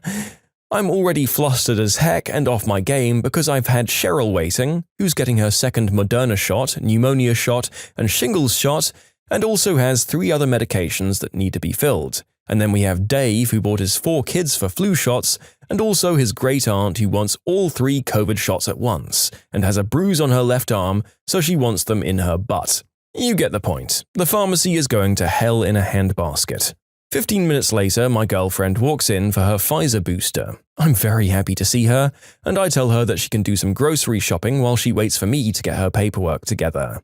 As I'm rummaging through her paperwork, one of my co-workers opens the fridge, unbeknownst to me, and pulls out an unopened vial of the Pfizer vaccine and pops the cap. For some more background, the Pfizer COVID vaccine comes in multi-dose vials. There's a small amount of liquid in the vial, and you need to dilute it with normal saline before drawing up the vaccine into your syringe. Each vial has enough for 5 doses after dilution. So here's where I went wrong. I turned around to draw up her vaccine into the syringe, and I saw the opened Pfizer vial. My perceptive butt assumes that since the vial is opened with no cap and has a very small amount of liquid in it, it must have been diluted with normal saline, used, and there's only 1 more dose left. Again, with me being extremely insightful, I decided not to double-check or confirm with anyone around me, which would have taken about 1.5 seconds. Of course, in reality, the vial just hadn't been diluted yet, which is why there was so little liquid inside it. Everything else proceeds as usual. I gave my girlfriend the shot, kissed the boo-boo, as I do with everyone for professionalism's sake, and go back into the pharmacy. A few minutes later, my coworker asked me what happened to that new vial she'd just opened, and it begins to dawn on me that I may have just royally crapped the bed. If you do the math with dilution, I'd just given my girlfriend 5 full doses of the COVID vaccine. 5. I'd just injected this poor 105-pound girl with enough vaccine juice to get her through COVID-20. She was still grocery shopping, so I ran over to her, trying to hide the fact that I was crapping myself, and attempted to break the news in a somewhat non-panic-inducing way. Something like, so there was a bit of a dilution error on my part, and you may have just received a bit more than intended. And she honestly took this really well. Just kinda went, okay, what does this mean? And I told her to expect a wee bit of arm soreness and fatigue, and she just strolled away to finish shopping. So meanwhile, I rushed back to the pharmacy and I called Pfizer ASAP. Everything I've read, learned, and Googled has told me that this isn't the hugest deal in the world and it's not life-threatening or anything, but I just wanted to cover my bases, call Pfizer and see if this had happened before and what the outcome was. After being transferred 9 different times, I got a representative on the line. Apparently in all the millions of Pfizer vaccines distributed worldwide, me and some dude in New Zealand are the only frickin' idiots stupid enough to pull a stunt like this. According to the rep, severe arm soreness was really the only thing to watch out for. The rest of the day proceeded as usual, save for me being extremely shaken from the whole ordeal. The pharmacist had to fill out and submit an incident report, which ironically I filled out for him since it was so busy. I realized it was probably going to turn out fine, but crap, what if that was a different medication where the concentration really did matter? Literally, people can die from this stuff. Or what if it was some random person instead of my girlfriend and they sued the company into the ground? So my girlfriend, the real victim of this story, got a very sore arm that night. The next day, she felt like a train wreck and spent most of the day in bed. And you bet your butt that I was waiting on her hand and foot. I was popping in the bedroom every 20 minutes to see if she needed anything. And after a few hours of that, she told me to stop bothering her. She took it like a champ though. She was such a good sport about it. We joke that any virus just immediately dies upon entering a 20-foot radius of her. All things considered, the screw-up turned out the best it could. Nobody sued the company, my girlfriend didn't make me sleep on the couch, and I didn't get sent back to 10th grade science class to learn about liquid concentration. The silver lining is that in the future, I'm going to think about the situation every time I'm working around vials, and hopefully never make the same mistake again. In short, didn't double-check that the vaccine vial had been diluted and injected my girlfriend with a super serum. She didn't get any superpowers, though. A quick addition, for those wondering, my girlfriend hopped out of the bed 36 hours later, in her words, feeling like a million. I appreciate the concern for her, and yes, I'm going to put a ring on that as quickly as possible. Yikes badikes. I don't know that there would be any feeling more awful than, oh crap, I might have just killed my girlfriend. Good on you for running over there immediately and fessing up. A lot of other people might have searched what happens first and then feigned ignorance when they found out it wasn't lethal. In all honesty, my second shot knocked me out for the entirety of the day after I got it too. So it sounds like you might have been able to get away with it if you'd tried to play it off. Also, can we talk about that poor guy in New Zealand who was the first one to accidentally 5-dose someone? Imagine being him and making that call. So I reckon I just killed someone, eh? What do you reckon we should do? Actually, I think you two probably weren't the only ones to do this. You might have just been the only two to report it. There's a difference there. I'm very happy that this learning experience didn't kill anyone. I wonder how many starting pharmaceutical students have done something like this with a much more dangerous substance. I'm not going to be a jerk about it, but I'm definitely going to get antsy if a placement student is doing my injections next time. Today I messed up because I convinced my dad, who's adopted, to let me help him research his family and broke his heart again. My dad is 62 and adopted. He has been watching a lot of long-lost family recently, and I encouraged him quite persistently to start some investigations into his own family. I did most of the research and managed to obtain his adoption paperwork and also found a last known address for his birth mother. So we wrote to the address stating that we were working on a family tree and does this person still live here, and we got a reply that said, "Please do not contact me again. I'm 82 and just want a quiet life. I wish you all the best in yours." Signed from his birth mother. Now he's dealing with the rejection again and is really upset, and I wish that I'd never pushed the issue. He seems so lost and deflated. He almost certainly would not have been able to carry out the research without my help. I'm sorry, Dad. In short, convinced my dad to locate his birth mum, she's not interested, and now he feels miserable. Well, your heart was in the right place. I'm sorry for your dad, but honestly, barring the ability to change this woman's mind, in the long run, he might be better off for having answers rather than wondering forever. All you did was help him carry out his request, and I'm sure he doesn't hold that against you. It's a very sad thing, but I also understand this woman not wanting to reopen whatever part of her life it was that led to her giving him up in the first place. There's a lot we can't know or judge here, but we can just hope that everyone can eventually grow and heal from this experience. But you're definitely not the jerk, author. If you like Am I the Jerk, you're probably going to love Am I the Genius. Check it out, linked below. Also, go to amithejerk.com/submit if you would like to submit your own stories. Local city tries to screw old man before his retirement, so he fills the roads with pig crap. A city near me had a farmer holding out as the city expanded. The city wouldn't let him sell his land at the zoned commercial price since it was a farm, while completely surrounded by commercial development. The city wanted to sell the land zoned for agriculture, basically so they could let some developer bulldoze the fields and flip it for commercial space, easily making 10 times the money that they'd paid for it. Settled into a stalemate. The area became more and more developed. Housing encroached on the back of the property, The farmer was getting old and tired of this crap, not wanting to pass the fight on to his kids, so he came up with a plan. The property had been used for soybean and farming corn to this point, not really a burden to his neighbors. He applied for and received proper licensing from the state for a hog confinement lot. In case you don't know what that is, that's where they keep tens of thousands of hogs before they're brought to market, normally located deep in farm country. It stinks for miles. The city tried to stop him legally, but they never incorporated the land in the first place. They tried to stop it at the state level. He followed the process to the letter. Well, it's farmland. And they thought that maybe he wouldn't follow through? He did. He had 400 hogs delivered to what at this point was one of the busiest roads in town. The locals nearly burned down City Hall. In less than a week, the city backtracked a nearly 20-year feud and let him sell his farm for the fair commercial rate as he'd originally bargained for. Yeah, I think the city is the collective jerk in this situation. Normally you hear stories about City Hall being a bunch of complacent and incompetent idiots and big businesses applying this sort of amoral awfulness to screw over the little guy. It's strange to think that there is some sort of mastermind bureaucrat sitting in a government building calculating ways to drain money out of one of his constituents when he got a little too old to deal with all the red tape.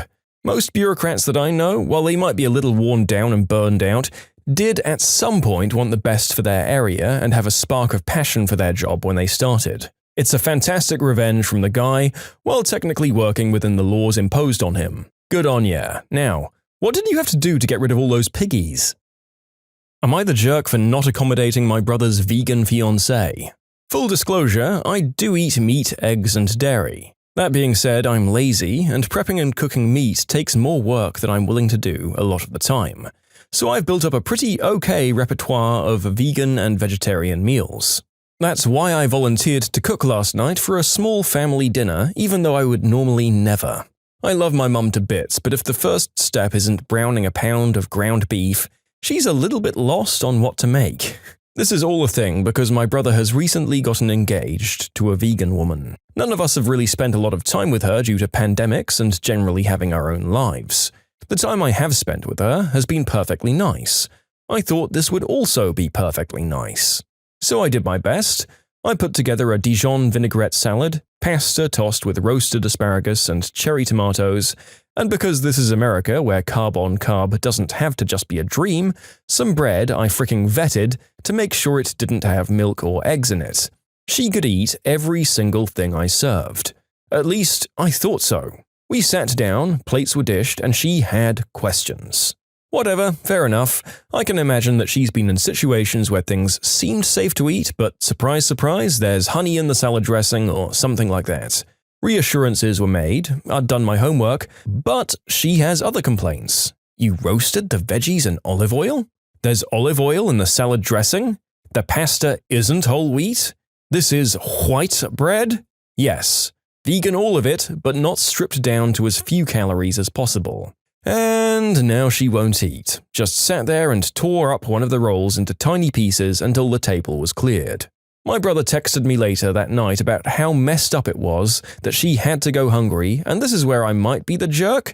I replied something to the effect of saying that I thought I had to cook to accommodate veganism, not an eating disorder. He told me to go F myself, which again, fair. Now I imagine a Cold War is brewing and my mum is inevitably going to get sucked in. I also could have tried to make something healthier, though I don't think what I served was that bad. Am I the jerk? No, not really the jerk whatsoever. You went out of your way to accommodate this woman who did not seem to specify her other dietary requirements ahead of time. And if she had, honestly it might have just been easier for her to bring some Tupperware or something if they're that specific about what they eat. You can't have gotten that far into your adult life without realizing that you're several orders of magnitude more picky about what you eat than the majority of the population on planet Earth. What on earth is wrong with eating things that have been roasted in olive oil? With enough forewarning, I can maybe see someone specifically not eating white bread and white pasta and only taking in whole grain. But my lord, if you need almost every almond to be roasted a certain way before you'll touch your food, let people fricking know about how picky you are.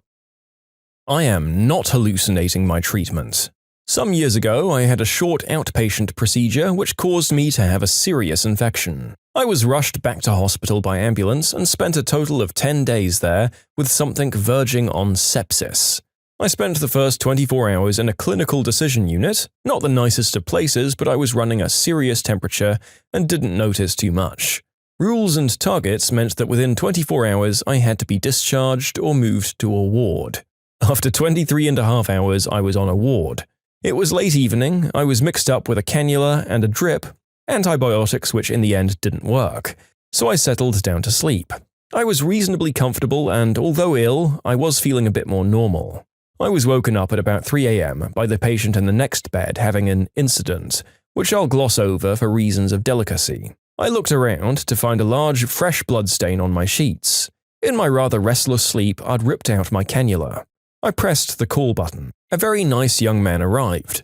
The nursing station was in sight of my bed, and there was a group of 4 or 5 people there, including the guy who came over, all dressed in black trousers and high-necked black tunics, in addition to 2 nurses who I recognized from earlier. He very efficiently and painlessly reinserted the cannula and cleaned me up. I went back to sleep. He didn't change the sheet but covered it up to save a major disturbance at the time of night. Next morning, after breakfast, 2 nurses came around to change sheets for everyone. Mine were a mess, so I explained what happened. They looked very wary and said there were no male nurses on the ward. I explained that the guy was in a black jacket. They looked at me strangely and said there were no workers in black uniforms. I insisted that I'd been treated by the person I'd described, but they weren't having any of it. Eventually, in sweet, calming voices, they started to agree with everything I said. Obviously, they were humoring me. They went on with their work. A bit later, I saw them discussing something with a charge nurse, with the occasional glance in my direction. I was now getting worried and beginning to doubt myself. Then one of them came back over, beaming uncomfortably. I thought, this is it. She then, rather hesitantly, explained that a party of student doctors had been touring night shifts the previous night. Unknown to her or her colleague, they had a new design of uniform in black. I was sane after all, and he did work there. Yeah, so I was beginning to think that this story would run a lot longer and devolve into an extended discussion of whether to commit the author to an institution. Although it sounds like our author had a lot of medical stuff going on that was pretty serious, that they hinted it only got worse, so maybe they wouldn't have just sent them to an asylum when any crazy lucid dreams and hallucinations could have been explained by fever and meds. So thank goodness that nothing of the sort took place there. My second guess after him going a bit loopy was that I thought it was going to be a ghost of an old nurse who'd passed away in the ward at a tragically young age, and that they'd see his photo hanging up in reception as he left. I'm very relieved that this was not the case, as we don't need more unexplained spectres keeping us up at night on the channel. No harm, no foul. Maybe the doctor student should have reported it or written it on the chart or something. On to the last story. Am I the jerk for bringing my baby to a child-free wedding? My cousin lives a 6-hour drive from me and the rest of our family. A few months ago, we all drove over there for his wedding. Due to limited space, no children were invited to the wedding except the bride's young nieces and nephews. My baby was 10 months old at the time, and I wasn't comfortable leaving him alone in an unfamiliar place with a stranger, which was a babysitter that my cousins hired for their own kids. So I decided to bring him to the wedding. I wrote on the RSVP that I was bringing him, but he would be sitting on my lap and I'd bring my own food for him. My cousin didn't say anything, so I assumed that he was okay with it. My baby cried at the ceremony, but I quickly took him out of the room, and at the reception I had him with me the whole time in a body carrier. He didn't make much of a fuss, and I thought everything was okay. After the wedding, my aunt, the groom's mother, confronted me and told me I was rude for bringing my baby without permission. I explained that I wrote on the RSVP what I was planning to do, but my cousin didn't object. She said that my cousin and his bride had a problem with it, but the bride didn't want to start any drama because she doesn't know me that well. My other cousin's baby was 7 months old at the time, and my aunt said that he had no problem leaving his baby with the certified babysitter, and I should have done the same. And some of my cousins were upset because they thought that the groom gave me special treatment by letting me bring my baby and making them leave their kids with a babysitter. I didn't mean to start any drama. Am I the jerk? On the one hand, it's hard for me to think that this is that big of a deal just because I've sat in so many church services that have been interrupted by a crying baby. I can't see myself being angry or upset if a wailing infant was carried out of the room during my wedding service, but maybe that's just me. The author did kinda do the exact opposite of what the bride and groom specifically asked though, and I think that was inconsiderate, to just write your own +1 onto the RSVP as well. They didn't comment because they didn't want the drama, it wasn't a matter of them being fine with it. Depending on how close you are with these people, it feels like just writing in that you can't come because you have to look after your baby might have been the best option. They'd probably understand. If we have to name a jerk, it's probably you on balance. I hope everyone's fine eventually, and the other memories from their special day become more prevalent as time goes on. My boss demands we do things the Red Lobster way, and it backfires brutally. This happened several years ago, and I'm forever relieved I don't work in a restaurant anymore.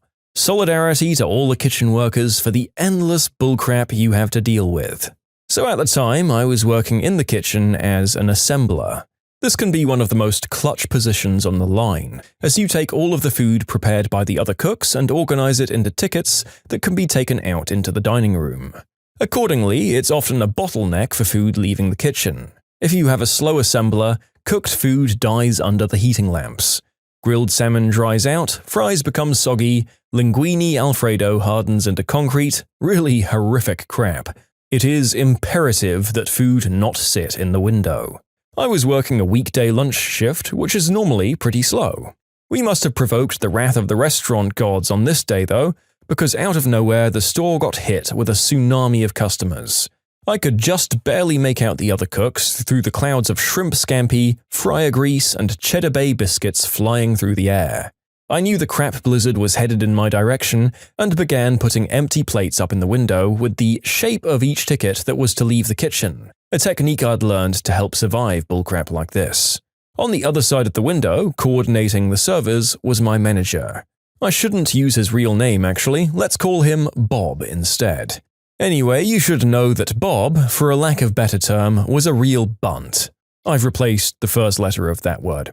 Bob was a bit hyperactive and had an irritating tendency to micromanage kitchen processes, a problem compounded by his not knowing how the frick to run a kitchen. When I began putting empty plates in the window so that incoming interstellar-sized waves of seafood had something to land on, he stopped me. "What are you doing?" Bob asked. "I'm putting the plates and their size in the window because we're about to have a very high volume of food coming through," I replied. "Well, this is Red Lobster, and here we do things the Red Lobster way. We plate the food when the food is ready, and we don't put sides on early." I tried explaining that the Red Lobster way was designed by sentient suits and ties physically incapable of holding a spatula, and that our sacred way, as dictated in the Good Book of Employee Training, had died in the trenches of last year's endless shrimp special. That, while I appreciated the job, I wasn't prepared for an honorable death at the hands of this rush to uphold its most obscure tenets. But Bob wasn't having any of it. He insisted that I take the plates out of the window and only pass him plates and tickets that were 100% completed.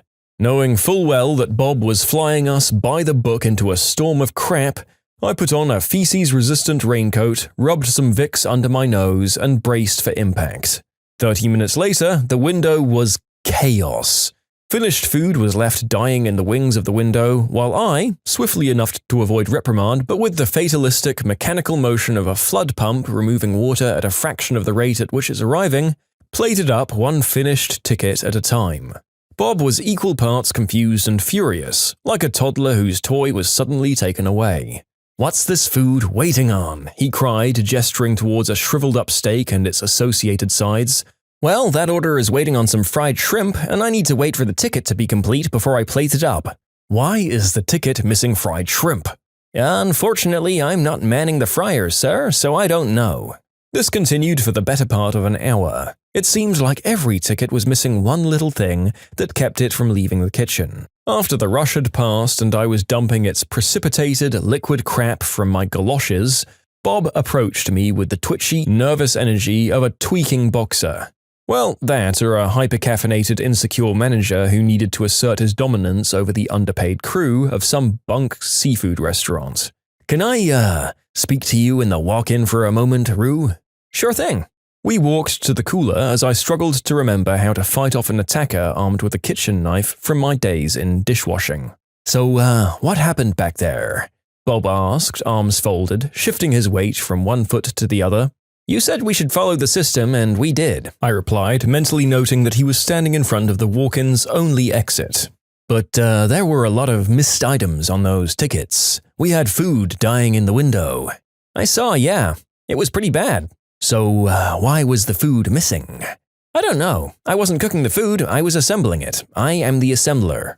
This line of questioning continued, with Bob trying to somehow pin the catastrophe frick of the last hour on my willingness to comply with his orders, while I blithely insisted that I did exactly what was asked of me. After not being able to move past this point for several minutes, Bob made some sweeping statement about "doing better next time," and left. Incidentally, the next time I was assembling and Bob was on the other side of the window, nothing was said about the Red Lobster way, and the rush went smoother, albeit with some hotter plates and servers having to return for delayed items. I guess we ended up doing better after all. Is it too presumptive of me to bestow the jerk title on Bob? I do not know who else we could call the villain of this story, so yeah, that colossal meddling bunt Bob is to blame as far as I can tell. As a former front-of-house manager, I'm not sure I would ever mess with what was going on in the kitchen.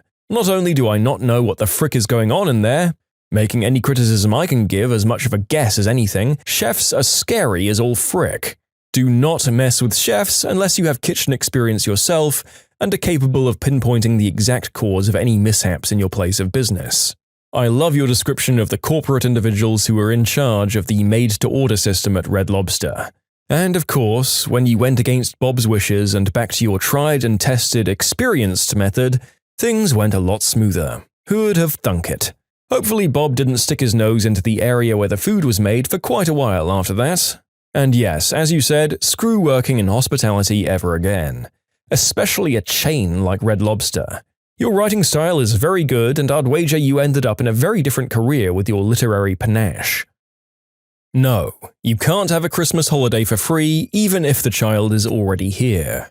So I work for a large international upscale package holiday company. For the winter, our biggest seller is the ski catalog. I work in the sales department, so I'm constantly getting people asking for discounts, or people saying that they have a travel blog and they'll review us, so clearly they deserve a free holiday. We're fairly pricey, so none of this is exactly surprising. Today I got pulled into the office by the manager because a customer I sold a fairly expensive holiday for was fuming. I actually expected to be told that I'd made an expensive mistake, but instead my manager thought I'd enjoy the whole story. I vaguely remember that she'd complained that it was too expensive and didn't want any of the cheaper alternatives either. She had booked one of our more expensive resorts and told me she'd leave the youngest of her 3 kids at home, aged 5, as she'd be too young to enjoy it properly. Again, not unusual to leave a child or 2 with the grandparents, but I had thought she must be a bit mean to leave her daughter for Christmas. As it turns out, she had taken the youngest child anyway and smuggled her into the resort somehow. Staff at the resort became suspicious when she asked for 10 pillows and another blanket. After investigating this further, she was confronted and was told she had to pay. She claimed that I'd told her it would be fine to take the child into the room. I didn't say that. And when they checked the recordings and found out she was lying, she turned on the waterworks, begging to be allowed to stay due to the spirit of Christmas or whatever, as she couldn't afford the extra child's price. The resort's general manager eventually allowed her to stay, but only if she could pay the extra £900, which is roughly 60% of the actual costs, which she did. I should mention that the resort is all-inclusive, all food, drink, evening entertainment, kids' clubs, ski lessons and ski pass, so it's not a simple case of the kid crashing in the room. Now, this should be the end of the story, but it isn't. After coming home, she had sent an email to our back office demanding a refund of the £900 she'd spent, as the whole experience had ruined her family's Christmas. We said no. In short, woman smuggled an extra child into a ski resort for Christmas, cried until she was forced to pay a reduced rate, and is now demanding a refund of that reduced rate. Are we the jerks? I think this woman is absolutely our jerk. Look, I hate having to pay for things as much as anyone else, but she clearly had the $900 sitting about, and I don't think I'd just be able to up and pay for that at some stages of my life. I'd say she probably just didn't want to have the hassle and expense of a babysitter back home and decided it would be easier to hide this girl in a hotel room for a few days and let her watch TV there. Plus, sneak her to some meals. And I do get that, but seriously, you have to accept that there's a reasonable chance you'll be caught when you do it. The amount is going to be greater than if you'd left the kid with a sitter, or cheaper yet, with grandparents or relatives, where they'd still likely have an okay time for Christmas. Take the L, lady. You got a massive discount even if the sum was still a lot. And complaining that it ruined your experience? Yeah, I imagine that taking a risk and being caught probably did ruin it. It's your fault, live with it. If you like Am I the Jerk, you're probably going to love Am I the Genius. Check it out, linked below. Also, go to amithejerk.com/submit if you would like to submit your own stories. Denied a raise and moved to an overnight position and told, "I don't care how you do your job, just do it." Okay, I will. I used to work in hotels in a ski town in Colorado. Very expensive, but as people were always telling me, but the quality of life. I'd started at a new hotel and I was making $10 an hour living with my brother in a 2-bedroom place that was 700 square feet. Rent was half our income, and when the slow season approached, I was told that I'd have to move to night audit, 11 p.m. to 7 a.m., or risk being let go. The problem was I lived 3 miles from the hotel and I took a bus to get there since I couldn't afford a car. The bus did not run at night or early morning, so I'd be walking 6 miles a day in several inches to a foot or more in snow. So I asked for a raise. They said they'd get back to me but needed an answer and I needed the job, so okay, I'll work night audit. I start the next week as an auditor, and while I'm being trained, I learn that I'm also losing a day. The other auditor works 3 days and I'll be working 4, not 5. That's $320 a month hit to my income before taxes. So I'll need to be making $12.50 an hour to keep making the same thing with the cut hours. But I decide I'm going to ask for 14. I complete training and meet with the GM. He asks how I'm liking it and I start off with my concerns. I tell him I wasn't told I'd lose a day, and with having to walk 6 miles a day in the snow, I was going to need a raise to $14 an hour. He let out an audible sigh and told me he could easily hire someone for this position for $10 an hour and to take it or leave it. I knew it would be very hard to find a job in the winter when everything closed up, so I stayed. As I walked out of his office, he says, "I don't care how you do your job, just do it." Okay, I will. You see, this job was easy. It was 7 hours of me doing absolutely nothing and 1 hour of actual work, which gave me plenty of time to find shortcuts. The software we used allowed us to import scripts that you downloaded from the developer's site. One such script was a way to make my job literally 1 click. The problem was it was $500 a year license for it. Obviously, I couldn't propose to my GM a way to eliminate my job, but there was a free trial going on every script for 7 days. I remember at the time you got around paywalls on news websites by going into the web console and simply removing the paywall from the source code. I decided to see if this was something I could do with the script. And you know what? I downloaded it and opened the script in a text editor, and the only thing making this script a trial was a line that said, "License expire," and had the date set to 7 days, out from when I'd downloaded it. I changed the computer's date to 8 days from now and tried to run the script in our software, and got a notification that said the free trial had ended. So I changed it back and set the expiration date to 2050. This took my manual job of 1 hour and made it 3 to 5 minutes. All I had to do was specify a date range, and it checked off what reports I wanted done and printed, and then I'd click Start. That was it. I always manually reviewed everything just in case. But that wasn't all I had to do during my shift. We had a kitchen where we made breakfast and dinner for the guests. Evening shift got free dinner and morning shift got free breakfast. I didn't get anything. They eventually decided to have the auditors set up breakfast so the kitchen crew didn't have to come in as early. I asked if we got free breakfast because of this and was told no, despite setting up everything to make their job easier. I should also note that we had to clean any dishes left from dinner that the kitchen didn't get to, despite not even getting any dinner. But I had the kitchen all to myself for 6 hours, so I started making myself dinner around 1 a.m. Whatever I wanted. The only limits were the ingredients in the kitchen, and since I was responsible for dishes from other shifts, I never left any evidence behind.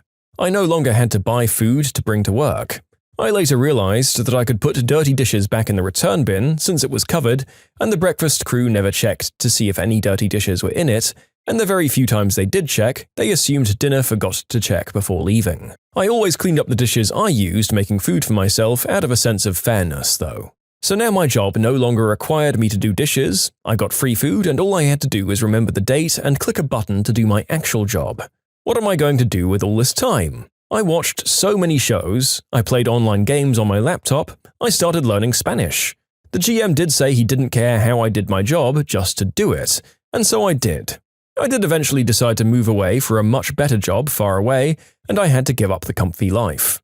I trained my replacement the way I was doing things, including the script, and I didn't teach them about the manual way. Before I left though, I decided to change the trial date to 1 week out. 2 days after my last day, the front desk manager texts me and tells me that the other auditor was just fired for making racist remarks to a guest, and that guest recorded him, so he was fired once the GM got in. He asked if I could come back until they got someone else, and said they'd pay me $15 an hour. Unfortunately, I was leaving in 2 days, so there was no way. I got a call from the GM at about 5 AM the day of the expiration, and he asked about this free trial thing, and why wasn't the new guy trained how to do the audit properly. The new guy, of course, was working 7 days a week at this point, since no one else knew the audit except the new guy and, of course, me. I reminded him that he told me he didn't care how I did my job, just to do it. So I'd done exactly that. I could tell he wanted to yell, but he held back. He then demanded I come back and fix it, or he'll have to take legal action. I told him I was already at my new place 2,000 miles away, but I'd happily do it for airfare, a free room, and free meals while I'm there, and $10,000. That was when he lost it and I hung up. He texted me after saying he was contacting the lawyers and that I screwed up and prepare to face the consequences. That was 5 years ago, and I haven't heard anything from him since. I did eventually go back to that town a few months ago to see my mum, and I ran into the front desk manager from that place, who was a really nice guy. He told me the GM was caught banging the head housekeeper in his office by his wife one day. His wife later divorced him. The 19-year-old girl working the front desk in the mornings later filed harassment charges against him, and he resigned after that. Then the auditing general manager quit. The general manager who'd caused all of this crap was also a coach for a baseball team and hit a kid with a metal bat, breaking his arm, and then got his crap rocked by the dad. Not sure what happened to him after that. The front desk manager now runs the place as GM, and he's made sure that he, the auditing general manager, and the front desk manager are all trained to do the audit. Am I the jerk for taking the place for a ride for so long? Yeah, I mean, what could he actually take you to court over? At first, I thought the GM didn't seem like that bad of a guy, given that he never minded you actually doing your job in as slack a way as possible, up until you shafted him by deliberately removing the auditing software, and that seemed like kind of a jerk move from you. But then again, he did nothing to engender a sense of loyalty and was fine making you walk 6 miles in the snow. As a metric system guy, I had to work out the distance involved there, and no job that I've ever worked at required me to walk 10 kilometers a day to get in. I don't know if that would have ever been worth it for me, no matter how many free meals and easy hours I got. Still, it seems like you managed to keep your spirits up there. You're a bit of a jerk, your boss is a bigger one. Well done on getting a better job eventually. Lead supervisor gets mad that coworker and I used our paid break to eat. This just happened now. I work in a lab that employs a lot of people nationwide, kind of irrelevant, but whatever. We get a lot of cases from doctors and hospitals all across the country every day to run tests that they order. Because of the sheer amount of cases we get daily, we have a lot of quality control that needs to be done by the end of the week, and if it doesn't get done by Saturday night, we have to do a rotation every week to finish it. My actual supervisor said we have to stay 4 to 6 hours or until everything is done. There's this cynical old woman who works in my department. She's a massive pain in our butts and sends endless amounts of emails a day about fixing things that aren't broken, doing something wrong even though we follow her directions, all while she's doing none of her own work. She also happens to be the lead of our department, even though she never sees any of us because she's in the back office, not in the actual lab. She works third shift. Today is my rotation. It just so happens to be my birthday weekend. My birthday was on Friday. And my coworker, who I'm doing the rotation with, bought breakfast burritos for the two of us. Thankfully, there wasn't a lot of work last week, and there was minimal quality control to do. After we stayed for an hour and were 80% done with our work, we took a paid 15-minute break. 16 minutes later, we came back into the lab and she started yelling at us because we went over our time, and she leaves the lab and calls our manager, who basically said it doesn't matter since we're still getting the work done. The old lady comes back and says that we can't leave until the work is done, even though she'll be leaving in about an hour. Okay then. We finish all of our work about 10 minutes after we came back from break, but since we're still on the clock, we decide that we're going to stay for the entire 6 hours doing mindless work, cleaning already sanitized stations, deleting emails, dusting keyboards, changing pens, among other things. All of this cost the company about $300 more because of overtime pay on our paychecks, all because we went 1 minute over on our paid break. To be honest, I feel like a lot of employees and jobs around the world would milk the same overtime benefits whenever they can, regardless of how much of a pain in the hole their immediate co-workers and supervisors are.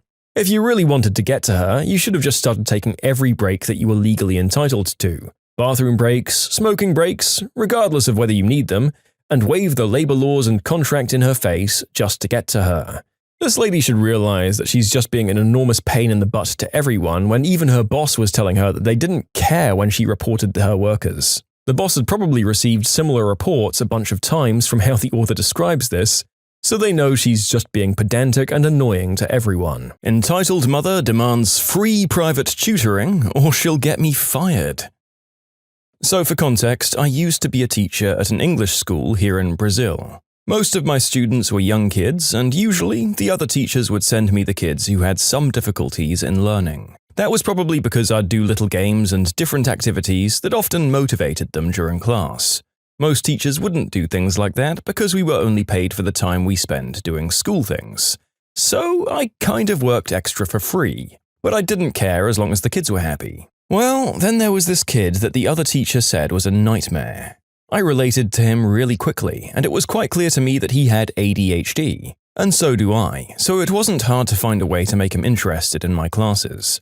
But the fun didn't last long. His mum called me one day and it went, "Hey darling, how are you?" "Oh, I'm fine, what about you? Is there anything I can help you with?" "Oh, I'm so glad you asked. My son is enjoying your classes very much. He told me you play games with him and such." "I'm really happy to hear that. I find games a really good way to learn." He said the same. "So I came to talk to you about something. I've already contacted the school and they said it was a great idea. So I'd like you to spend some time with my son and play a lot of educational games with him." "So you want me to give him extra English classes? Well, my schedule is quite busy these days, so I'm not sure if I can do it, but there are a bunch of other teachers at the school." "Oh, don't worry about it. I'll contact the school and you won't need to teach any other kid, so you can focus on my son and teach him everything he needs to know for school." "You want me to teach him every school subject?" Yes. You're his private teacher." "I'm only qualified to teach English for beginners. I can't teach anything else. And I want to keep the classes I already have."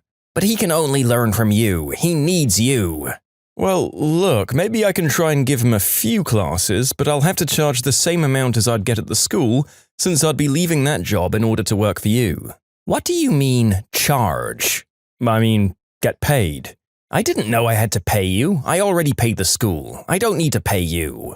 "I'm an employee at the English school. You pay them for English classes." "But you said you're not qualified. It doesn't make sense to pay you." "If you want someone qualified, there are a bunch of private teachers out there who can do amazing jobs, especially with kids that can't learn easily." "But their prices are too high. You're being petty. You know it's difficult not being normal." "You shouldn't use those words about your son, you know. Your kid is really smart, he just needs a little bit more motivation. You can do that yourself if you try." "Are you calling me a bad mom? You know what, I'll get your butt fired from this school." "Well, she did try, and my boss told me to do the job even if I wasn't getting paid, because the mum was popular or something in the area, and it would be a bad thing if she talked trash about the school. I left that job after 2 weeks because they would do anything to keep the students. And I was underpaid. Was I the jerk? No. I hardly think that anyone could blame you for not wanting to do a whole bunch of extra unpaid work. And sure, you can ask for this kind of thing, but you don't get to tear low-wage workers a new one for not wanting to double their workload to help one kid for free. That kid themselves sounds like a pretty swell person, so let's not blame them for their mother being kind of an entitled sack of crap who thinks their son is some kind of freak of nature, for having what is by all means a pretty common condition in any schooling system. Also, screw your boss for just saying that you should have done all the extra work for free and not backing you up. And because this lady was popular? Yeah, I don't know what's going on there and why that would be a factor. If you want your kids to do well, you need to put in the effort, either by paying for tutors or researching good ways to help them yourself at home. Am I the jerk for not letting my parents into my son's life after they secretly tested his DNA? I met my wife Sonia at a restaurant where she worked as a waitress. It took me a while to finally be her boyfriend. I introduced her to my parents and they voiced out their disapproval after meeting her. My parents think that Sonia is only using me to achieve her American dream. I told them that's racist and I was very offended by their assumption. After my now wife accepted my marriage proposal, we asked for both of our families' blessings. Her parents were happy for us, but my parents were gutted and refused to give their blessing. Because of this, we decided to elope and only invite my brother and Sonia's best friends to be our witnesses. Long story short, now that we're 2 years married and after we welcomed our first child, my parents started to reach out to us again. My kind-hearted wife didn't think twice to welcome the parents into our lives. She let them meet our baby 2 days after being discharged from the hospital. My parents visited us regularly, and one day while Dad and Mum were playing with Gareth, my mum said something along the lines of, "Aren't you the cutest baby ever? I'm so glad to confirm that you're indeed my grandson." She didn't know I was around because she looked startled when I said, "What's that supposed to mean?" My mum tried to change the subject, but I insisted she tell me what she was talking about. Mum sat me down and apologized first before telling me that they had Gareth's DNA tested to make sure that he was mine. I was speechless for a moment before I blew up from anger, and I told my dad to give me my son and that they'd better leave before I lose whatever respect I had left for them. My mum was very apologetic and said it was because they didn't trust my wife and that our son looks nothing like me. I didn't argue anymore and told them to get out of the house. My wife was in the kitchen preparing for lunch, and I told her that my parents had an emergency and that's why they left without saying a word. I didn't tell my wife about the whole DNA test thing until 2 weeks later, when she asked why my mum and dad didn't visit anymore. I told her everything, as I know I can't keep a secret from her. She started crying and it broke my heart. I know how much she tried to win my parents' approval, and what I told her was like a slap across her face. That night she told me she could no longer let my parents into our child's life, and I agreed with her. When my mum called to ask when they could visit again, I told her they're no longer welcome in my son's life. Mum called Dad and I told him the same thing. He was livid, he called me ungrateful and cruel. He also said a few choice words about my wife, which angered me more. I didn't even hear the rest because I just hung up. Did I overreact? Am I the jerk? Nope, not the jerk at all, and you do not need their racist and judgmental examples in your kid's life going forward. Look, I'm all for the idea that people can change and better themselves over time, and for a while there it really looked like that might have been the case. But no. Turns out they were just being their usual prejudiced and spiteful selves under a veneer of just needing to do a covert operation to prove whether the woman their son had married was cheating on him, because they didn't trust her for reasons.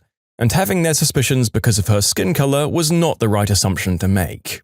Then, when you made your choice to rightfully bar them from your life, they showed their true colors once more. Good on you for supporting your spouse from the get-go and standing with her whenever your nasty relatives acted up. I think the eloping and bringing along your brother, who was presumably less awful, was the right thing to do.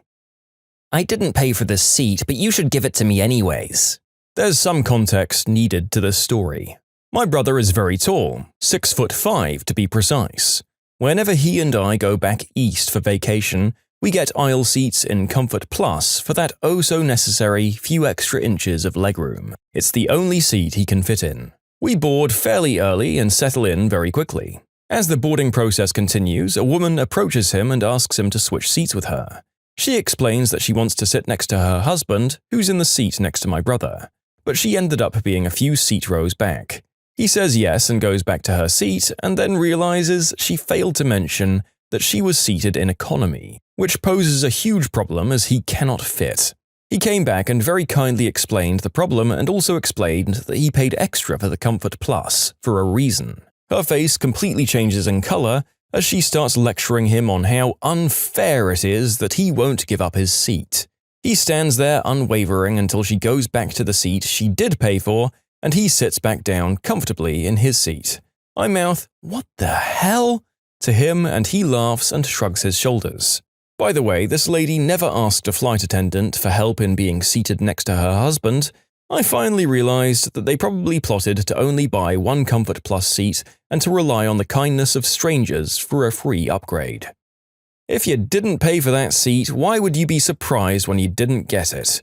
And how can you have the gall to complain to someone who did in fact pay for it for their own comfort? Maybe if they want to sit together so bad, the husband could have gone back and offered his Comfort Plus seat to his wife's neighbor in economy so that he and his wife could sit together. I'm sure nobody in economy is going to turn down a more comfortable spot. Could these two have not considered that option, or is it entirely possible that they are cheap jerks who want two nice seats for the price of one? I don't know that one would plan too far ahead for that kind of grift, but you never know with the people we run into on here. There have been wackier schemes with lower stakes. If you like Am I the Jerk, you're probably going to love Am I the Genius. Check it out, linked below. Also, go to amithejerk.com/submit if you would like to submit your own stories. Am I the jerk for telling my husband that since he didn't help funding my mother's healthcare, I'll do with the inheritance what I want? I'm a 29-year-old stay-at-home mum. I take care of my home and my son, who's 4, while my husband Sam works. I haven't had a job in 4 years as Sam wanted me to be a stay-at-home mum by the time our son was born. I accepted since Sam has an absurdly good salary, and mine was not that great. My mum fell ill half a year ago. Her diabetes became quite complicated, and she needed some medical care. We don't live in the US, so the expenses were relatively small. I asked Sam to please give me half of the total medical bill, since my brother, who's 25, was going to pay the other half. Sam refused to pay a penny from the bill, and since I have no income, my brother had to pay it all. Sadly, my mum passed away a month ago. My brother and I just got the whole estate in order. Each of us is going to get a somewhat considerable figure since my mother had some properties, which she didn't sell as they're in poor condition. This morning, my husband told me he wants me to sell my part of the inheritance so we can make some non-vital house repairs and possibly go on vacation. I laughed, more out of anger than anything else, and told him he had no right to suggest how to make use of the inheritance that my mother left when he refused to pay even half of her medical bills. He called me an entitled jerk and went to work. I got a call from his sister who was extremely angry. She called me irrational and told me that since I was living off the money Sam earns, I have no right to demand money from him, and that the inheritance gives me the opportunity to return some of the money he's spent on me. The call really got me thinking, and now I'm wondering if I really am behaving like that. As an update, I received a lot of comments asking the same questions, so I'll answer them on here. First, if my mum had such a large inheritance to leave us, why couldn't she just pay for her own treatment?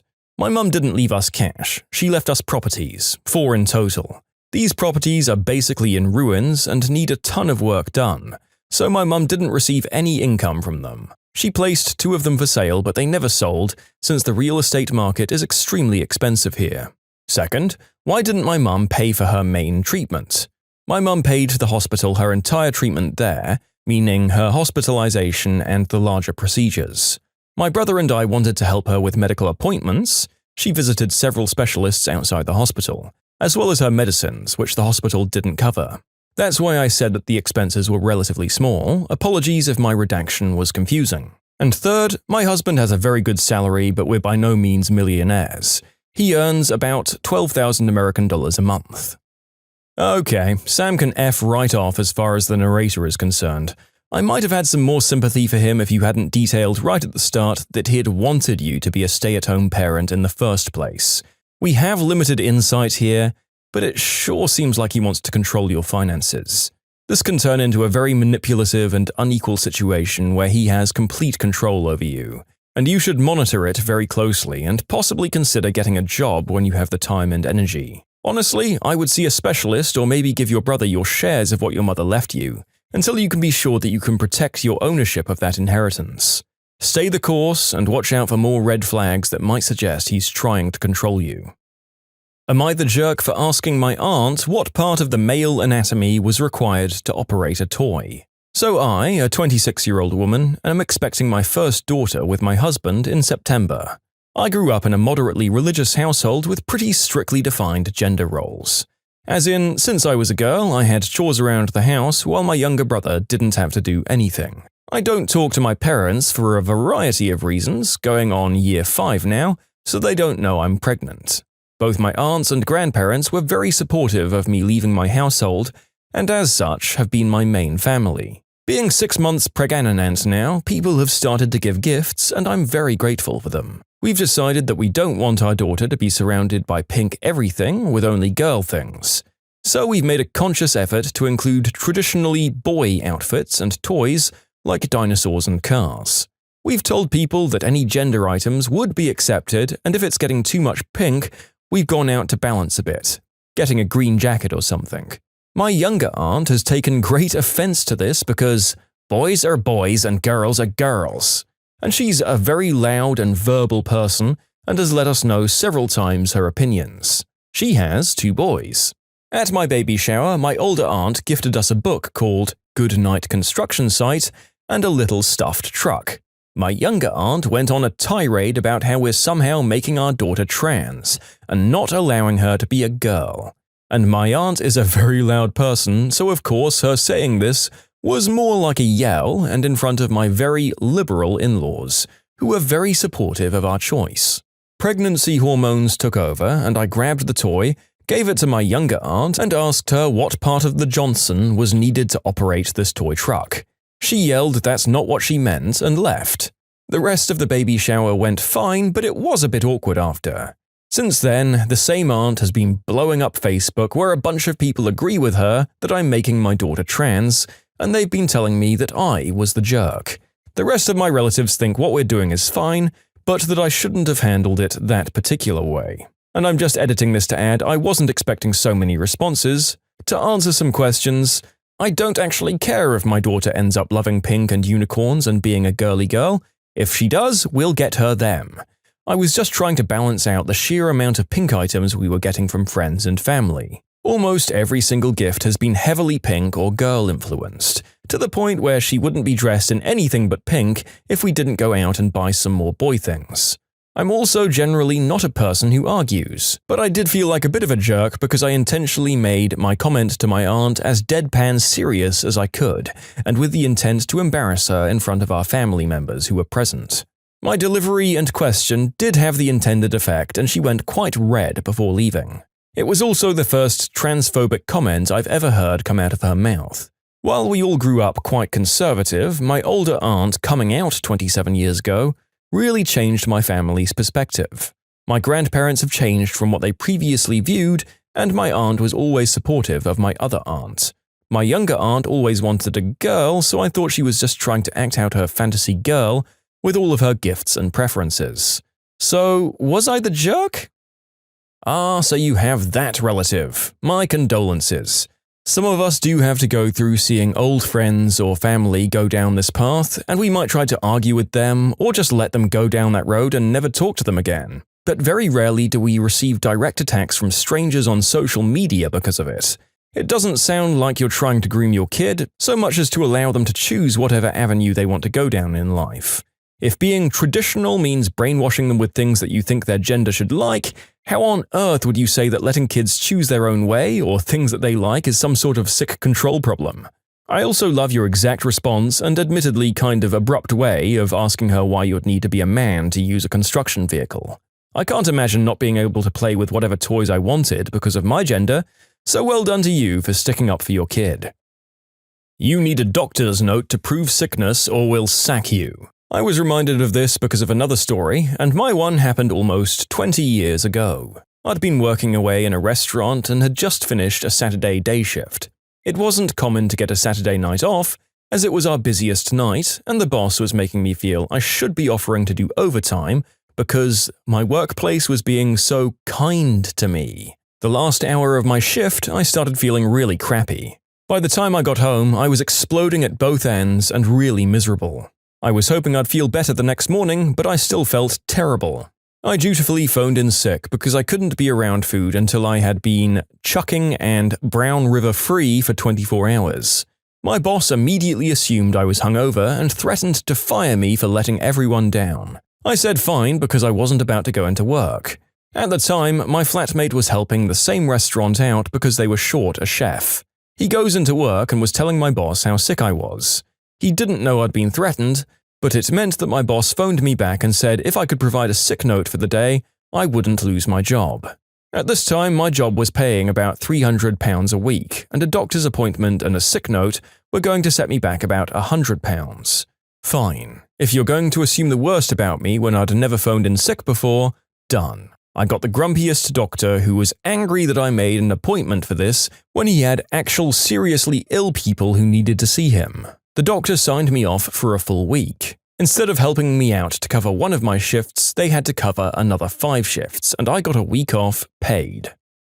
Haha! Take that, hospo bosses! A lot of people I know understand the pain of working a restaurant job while rocking an illness that you probably shouldn't be serving food with, either because you're too poor not to go into work, or just because restaurants tend to be that good at guilting people into working so that they can not have to cover shifts and move people around. I didn't realize that doctors would get furious about that sort of thing, but I guess if they are passionate and really want to help actual sick people, then it would make complete sense. I guess if you really think that the staff member is lying to you, ask for a note. Otherwise, why make them drag their sorry butts to a doctor instead of staying home and resting? When you subscribe, make sure to hit the bell to turn on notifications. To finish listening to all the stories, check out the playlist at the top of the description. And if you want some chill music to put on in the background, check out easymode.com. If you like Am I the Jerk, subscribe to Am I the Genius. Everything will be linked down below in the description.